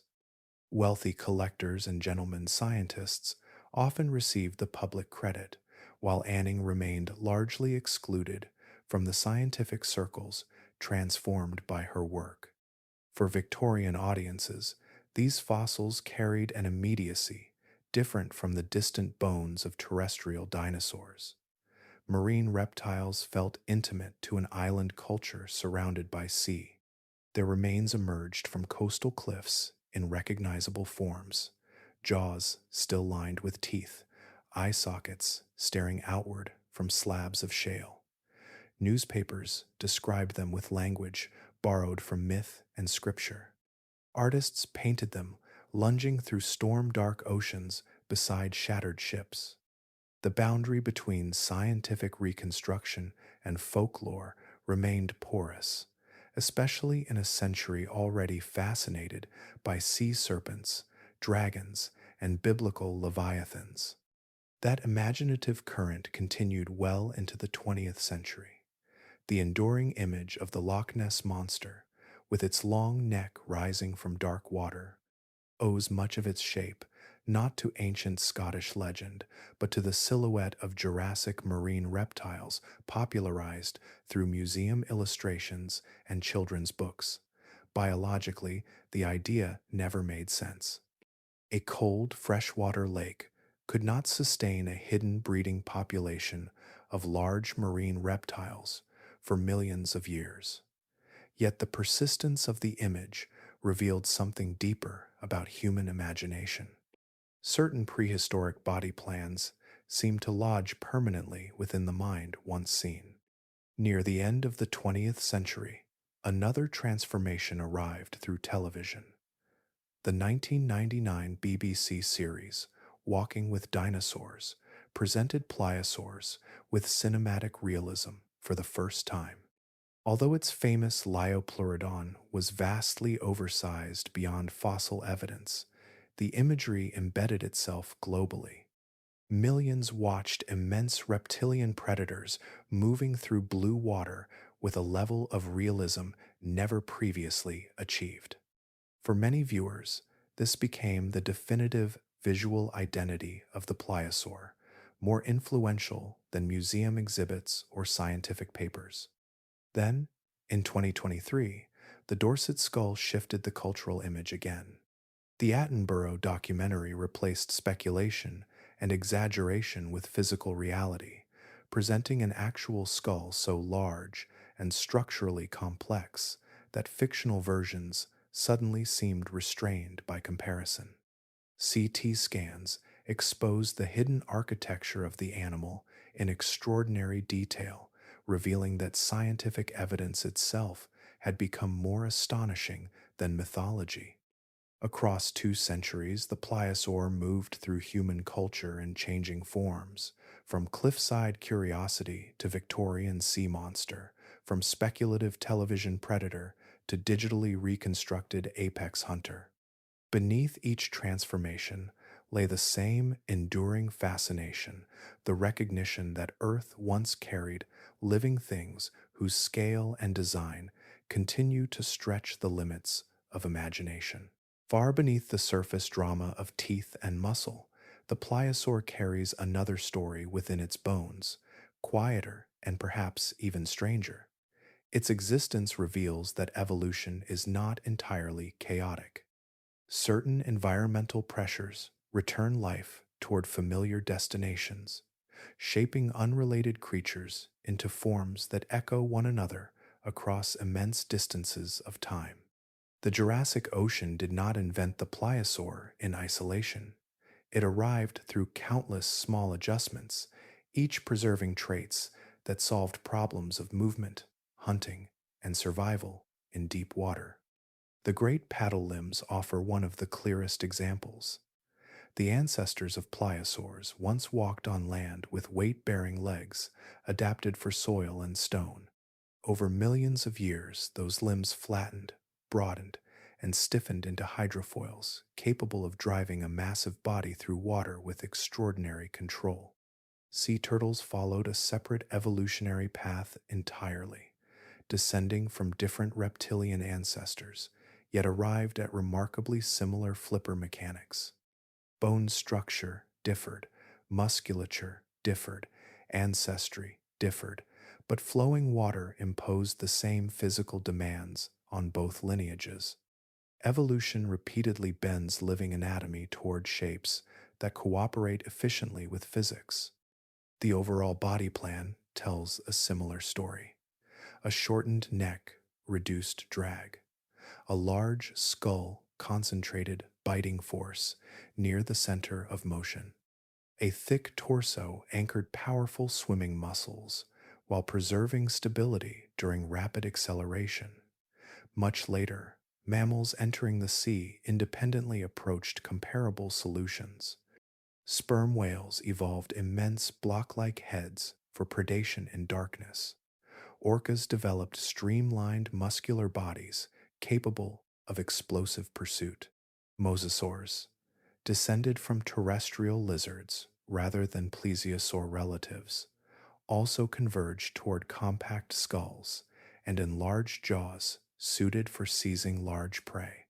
Separate branches of life continued arriving at variations of the same predatory architecture because the ocean rewarded similar capabilities again and again.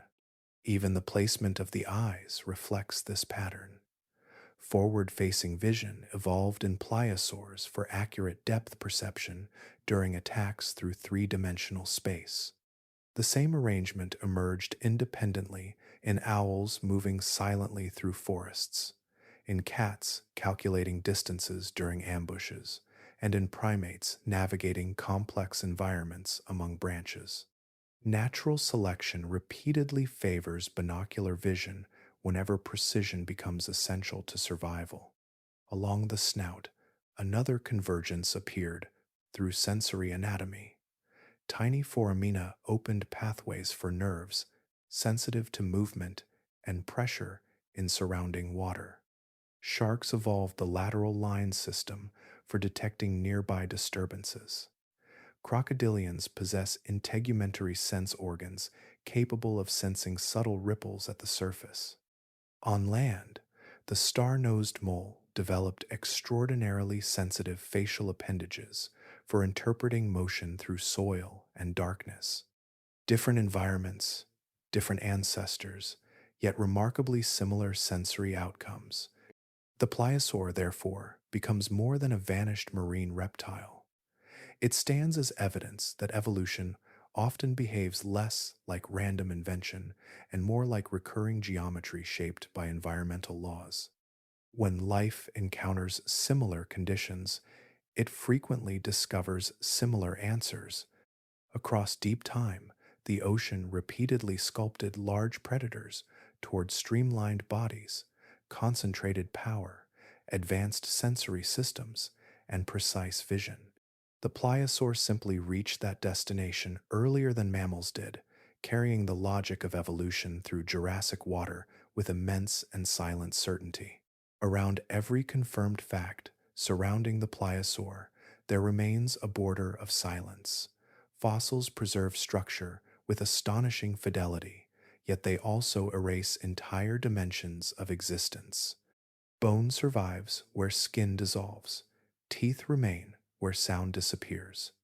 Paleontology moves carefully through these absences, assembling a world from fragments while fully aware that some parts of the picture may never return.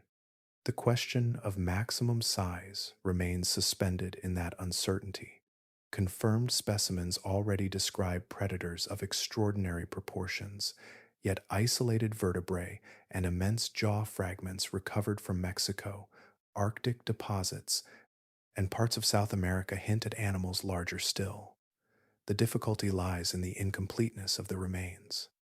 A single oversized bone can suggest gigantism, but without diagnostic skull material or articulated skeletons, the estimate remains unstable. Paleontologists resist certainty here, not because the possibility lacks excitement, but because scientific restraint matters more than spectacle. Somewhere in stone, there may yet rest evidence of pliosaurs exceeding every current reconstruction, though at present the evidence remains incomplete and unresolved. Coloration belongs to an even deeper level of loss. Some feathered dinosaurs preserve microscopic pigment structures called melanosomes, allowing partial reconstruction of ancient colors. Pliosaurs almost certainly will never offer the same opportunity. Marine environments rarely preserve soft tissue at the necessary level of detail, and the immense span of geological time further narrows the possibility. Their true appearance in living water therefore remains hidden. The skin may have carried countershading, scars, patterns, or reflective textures unlike anything imagined so far, but these vanished long before the first human being existed. Sound has disappeared just as completely. Modern crocodilians vocalize through bellows and resonant vibrations that travel efficiently across water. Certain inner ear structures in marine reptiles suggest sensitivity to low-frequency sound, particularly vibrations traveling through the ocean itself. Yet sensitivity does not confirm vocal production. The Jurassic Sea may once have carried deep calls between distant predators, or it may have remained silent except for motion and impact. Fossils cannot preserve the air inside a throat or the resonance of living tissue. Social behavior remains equally difficult to approach. Bone beds discovered in places such as Svalbard preserve remains of multiple large marine reptiles within the same ancient environment. Some researchers interpret this as evidence of seasonal congregation, perhaps associated with feeding or reproduction. Others argue that rich marine ecosystems simply attracted predators independently, concentrating remains after death without implying social interaction. Both explanations fit the evidence. The fossils themselves remain neutral. Even the final disappearance of the lineage contains uncertainty. The pliosaurs vanish from the fossil record near the great extinction boundary at the end of the Cretaceous, yet the exact pace of their decline is impossible to measure precisely. Some populations may have collapsed almost immediately as ecosystems failed. Others may have endured briefly in isolated marine refuges while prey networks deteriorated around them. Geological layers compress years into thin mineral seams, leaving only faint traces of duration. What remains inaccessible may always remain so. No fossil will reveal whether a young pliosaur recognized its mother after birth, whether adults displayed territorial rituals, or whether curiosity existed behind those forward-facing eyes. Science does not disguise these absences. Instead, it carries them openly, allowing uncertainty to stand beside knowledge without embarrassment. In that honesty, there is something quietly beautiful, the recognition that even after centuries of study, the ancient ocean still keeps part of its darkness for itself. At low tide along the southern coast of England, The sea withdraws just enough to expose a narrow boundary between present time and vanished oceans. Dark ledges of shale and limestone stretch beneath the cliffs, slick with salt water and scattered with fragments of ammonite shell. Above them rise layered walls of sediment built across immense spans of Jurassic and Cretaceous history, each band preserving traces of environments that disappeared long before humanity existed. The coastline, extending from Exmouth in Devon to Studland Bay in Dorset, forms nearly 95 miles of continuously exposed geological record, one of the most scientifically important marine fossil landscapes on Earth. Its significance reaches beyond scenery. In 2001, the coastline received UNESCO World Heritage status, the first natural World Heritage site designated in England. The recognition acknowledged not only beauty, but scientific value, because the cliffs preserve a nearly uninterrupted archive of ancient seas, climate shifts, extinctions, and evolutionary transitions spanning approximately 185 million years. Walking beneath them is less like moving through ordinary geography and more like traveling beside exposed pages of planetary memory. Yet the archive survives through destruction. The cliffs erode continuously under rain, frost, groundwater seepage, and wave impact. On average, portions retreat roughly 10 centimeters each year. Rockfalls scatter fresh material across the beaches after storms, revealing fossils sealed inside stone since the age of marine reptiles. The same process that exposes them also threatens them. Once uncovered, bones begin breaking apart under saltwater, tidal abrasion, and winter freeze cycles. A specimen hidden safely for 150 million years may survive only a few seasons after reaching daylight. This instability created a unique relationship between professional paleontologists and generations of amateur collectors. Many of the coast's greatest discoveries began not within universities, but in the careful observations of local fossil hunters walking the beaches after storms. The 2023 Pliosaur skull emerged through precisely this process when Phil Jacobs noticed an unusual structure protruding from the rock at Kimmeridge Bay. Rather than removing it privately, he reported the find immediately, following a long-established code of cooperation that balances scientific preservation with public collecting traditions. That collaboration continues most visibly through places such as the Etches Collection Museum in Kimmeridge. Built around the lifetime work of fossil collector Steve Etches, the museum houses hundreds of scientifically significant Jurassic marine specimens recovered directly from the surrounding coastline. Fossils there remain accessible both to researchers conducting formal study and to ordinary visitors standing face to face with creatures from deep geological time. The institution demonstrates how citizen paleontology and academic science can strengthen one another rather than compete. Even now, countless fossils remain embedded within the cliffs awaiting exposure. Paleontologists estimate that important specimens are almost certainly being lost faster than they can be recovered. Entire skeletons may collapse directly into the sea during storms, shattered before any human eye sees them. Others briefly appear along isolated stretches of shoreline before tides reclaim them completely.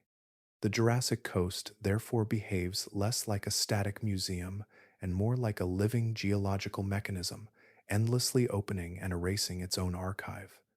Ancient oceans continue emerging from the stone in fragments, vertebra by vertebra, tooth by tooth, each revelation balanced against the certainty that time and tide are already carrying part of the story away again. Numbers on their own often drift past the mind without leaving weight behind. 100 years can be pictured. 1,000 already begins to blur. 1,000,000 becomes abstract, detached from ordinary experience. By the time the pliosaur enters the story, existing 150 million years in the past, The scale has expanded beyond instinctive comprehension. Paleontology, therefore, asks the imagination to stretch into unfamiliar territory because deep time cannot be understood through arithmetic alone. It must be felt through comparison, through proportion, through the slow recognition of how brief human existence truly is. Imagine the history of life on Earth compressed into a single calendar year. The earliest microbial life appears in the cold darkness of January. For month after month, the planet belongs entirely to simple organisms drifting through ancient oceans. Complex animals emerge only in late autumn. Dinosaurs do not appear until mid-December. Within this calendar, the age of giant pliosaurs occupies roughly the last days of November and the first week of December, patrolling warm seas long before flowering plants spread widely across the continents. Humanity enters almost invisibly. Anatomically modern Homo sapiens appear at approximately 11:58 in the final minutes before midnight on December 31st. Every empire, every cathedral, every language preserved in writing, every scientific discovery, every ship crossing every ocean unfolds inside the final seconds before the year ends. Against this scale, the 80 million year history of the pliosaur family becomes almost unsettling in duration. Their lineage survived for a span roughly 53 times longer than the entire existence of the genus Homo. The cliffs of the Jurassic coast preserve this immensity in physical form. Layer upon layer of sediment accumulated on ancient seafloors, grain by grain, year after year, while marine reptiles hunted above them in dim green water. Pressure from overlying sediment slowly compressed those layers into stone. In some sections of cliff, a single centimeter represents thousands of years of accumulated deposition. A human hand placed against the rock touches intervals of time far longer than recorded civilization. Inside the Etches Collection Museum, the Dorset skull rests beneath controlled light, motionless and silent. Yet the distance separating that fossil from the living animal is difficult to grasp fully. 150 million years ago, the continents occupied different positions, sea levels stood elsewhere, and mammals remained small nocturnal creatures beneath reptilian ecosystems. The skull entered sediment long before the Himalayas existed in their modern form. Light, leaving a star, 150 light years away tonight, will not reach Earth until roughly the same span of time that has already passed since that pliosaur sank into Jurassic mud. Geology and paleontology altered human understanding precisely because they revealed this depth beneath ordinary time. Before the 19th century, many people imagined Earth as only thousands of years old, its history brief and comprehensible. Fossils changed that perception permanently. They demonstrated that entire worlds had flourished and vanished long before humanity arrived. The pliosaur sits near the center of that revelation. Its fossils do more than describe a predator. They force the mind outward across scales so vast that ordinary history begins to resemble a brief flicker against an ocean of vanished ages, where entire dynasties of life rose, dominated, and disappeared in silence beneath ancient seas. Along the ancient sea floor, nothing about the pliosaur suggested fragility. Every proportion of its body carried the appearance of completion, as though millions of years of selection had gradually stripped away hesitation and inefficiency until only function remained. The skull delivered force with astonishing efficiency. The flippers moved dense water with controlled power. The sensory systems tracked movement through darkness and distance. In the warm Jurassic oceans, this animal occupied its world with such dominance that the word perfect naturally rises to meet it. Yet evolution uses that word differently from human imagination. Biology does not move toward perfection in any permanent or universal sense. It does not pursue ideals. Evolution works only through immediate survival and reproduction within existing conditions. An organism becomes successful because it fits the present environment more effectively than competing forms. The pliosaur achieved that fitness at an extraordinary level. For tens of millions of years, the structure of the Jurassic Ocean rewarded exactly the traits it possessed: immense size, high energy predation, rapid acceleration, powerful jaws, and sensory adaptations suited to vast marine ecosystems rich with prey. Its perfection, therefore, existed inside boundaries.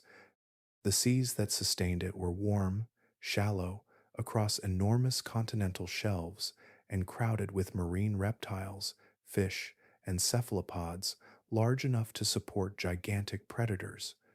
Ocean chemistry, climate stability, and prey abundance formed an ecological framework within which the pliosaur thrived. Remove those conditions, even gradually, and the same body plan that once represented overwhelming success became increasingly vulnerable. By the early Cretaceous, marine ecosystems had begun shifting in subtle but important ways. Sea levels changed, nutrient cycles altered, competitors diversified. The largest pliosaurs disappeared first, leaving behind smaller descendants less specialized than their Jurassic ancestors. Evolution had refined the family so closely toward one mode of existence that flexibility became limited. Massive bodies required immense caloric intake. Hunting strategies depended upon prey communities that no longer remained stable across all oceans. Adaptation that had once sharpened the lineage into supremacy slowly narrowed its options. This forms one of evolution's quiet paradoxes. The more precisely an organism fits its environment, the more dependent it becomes upon the continuation of that environment. Extreme specialization creates immense short-term success while reducing resilience against large-scale disruption. The pliosaur did not fail because it was weak. It vanished because the world it belonged to vanished first. Meanwhile, the survivors often appeared unremarkable beside it. Sharks endured through metabolic efficiency, reproductive flexibility, and ecological adaptability. Small fish persisted because they required fewer resources and reproduced rapidly. Deep-sea invertebrates survived in stable environments far below the worst ecological collapse. None possessed the dramatic authority of the pliosaur, yet endurance in evolution rarely belongs to the most imposing forms. Persistence more often rewards versatility. Still, 80 million years of dominance cannot meaningfully be called failure. Entire mountain ranges rose and eroded during the span of pliosaur history. Oceans opened and shifted while the lineage remained near the summit of marine ecosystems. Their fossils now rest inside stone because all environments eventually change, sometimes slowly, sometimes with catastrophic speed. The lesson carried by the pliosaur extends beyond paleontology. Systems refined too narrowly toward present success often struggle when conditions transform around them. Nature repeats this pattern across biology, climate history, and even human civilization, where adaptation and vulnerability frequently emerge from the same source. Far above modern sea level, in places where cold wind moves across mountains, stone and seabirds circle distant cliffs, the floor of the Jurassic Ocean still exists. It survives not as water, but as transformed sediment, lifted upward through immense spans of geological time. The black shales of Dorset, the frozen rock of Svalbard, and the marine strata folded into the Andes were once connected beneath ancient seas, where pliosaurs moved through dim green light. Continents drifted apart, oceans opened and vanished, and yet the record endured quietly inside the crust of the earth. The ocean that carried the pliosaur no longer resembles any living sea.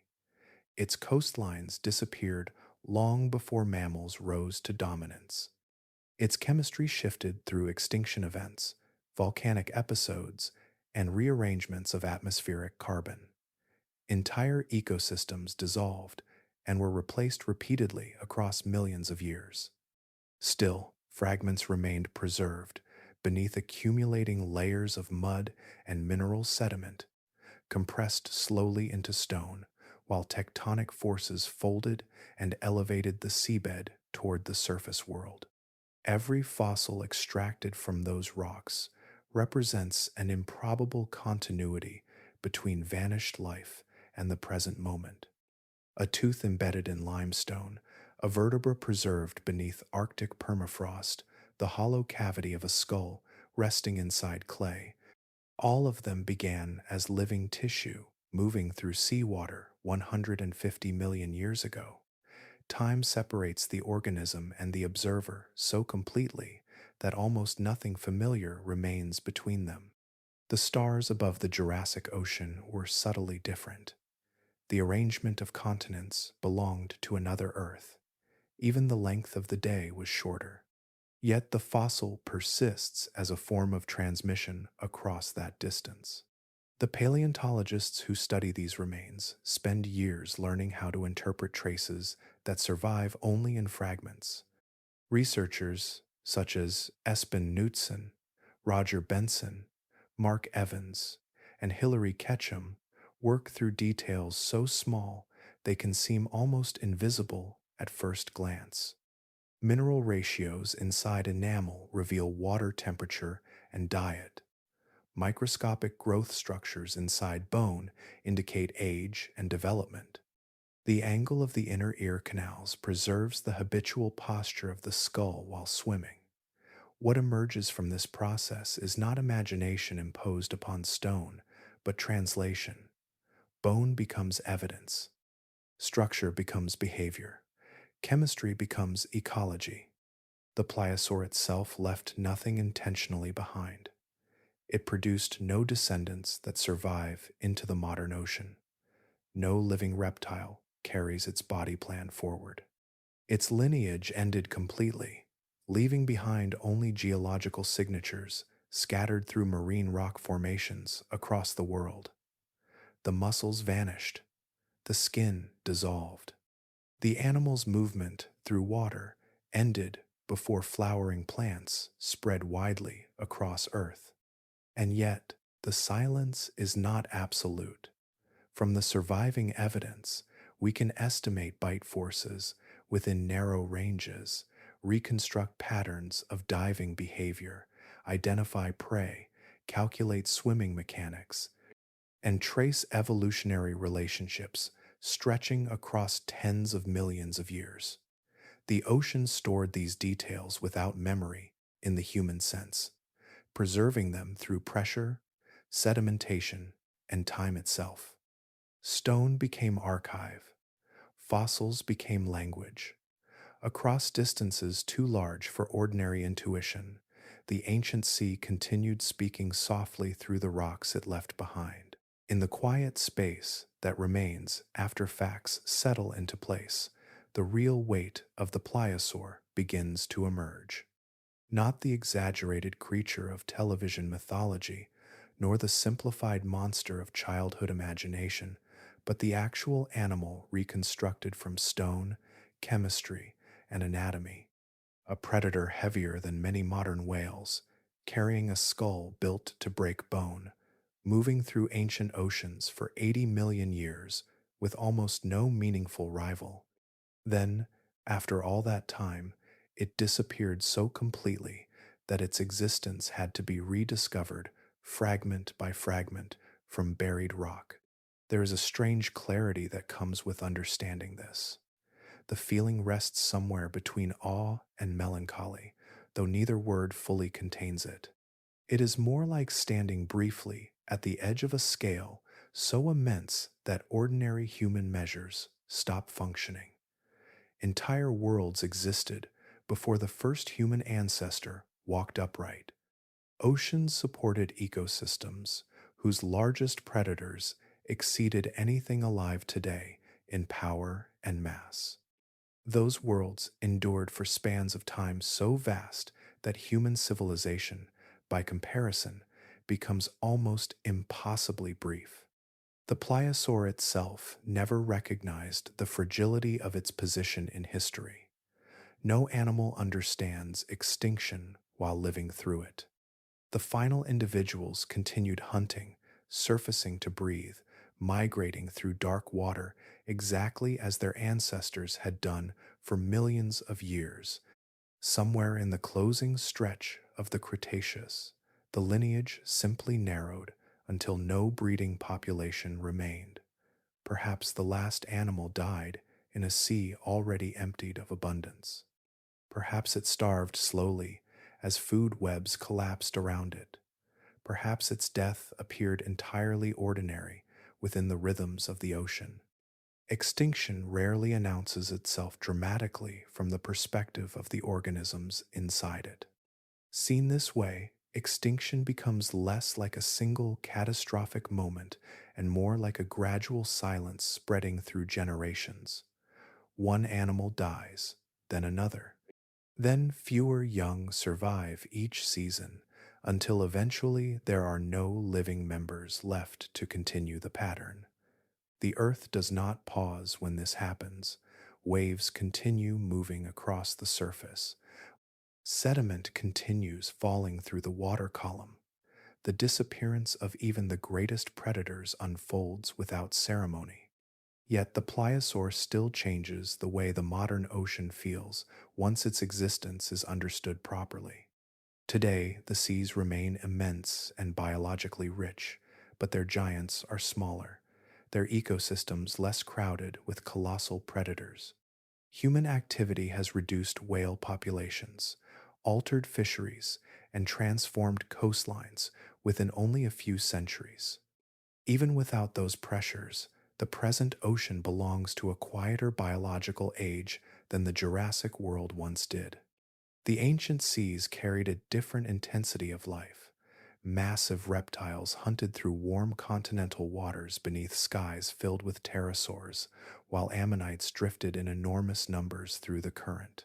The pliosaur was not an isolated marvel within that environment. It was a natural consequence of conditions sustained across millions of years. Evolution shaping predation toward extraordinary extremes because the ecosystem could support them. Now only the record remains. Fossils resting inside cliffs and shale preserve enough detail for the living world to glimpse what vanished long before humanity appeared. Stone remembers pressure, movement, growth, and death with remarkable patience. On a still night, when thought stretches outward beyond immediate human concerns, it is enough simply to know that such oceans once existed and that something moved through them with that much force, silence, and life.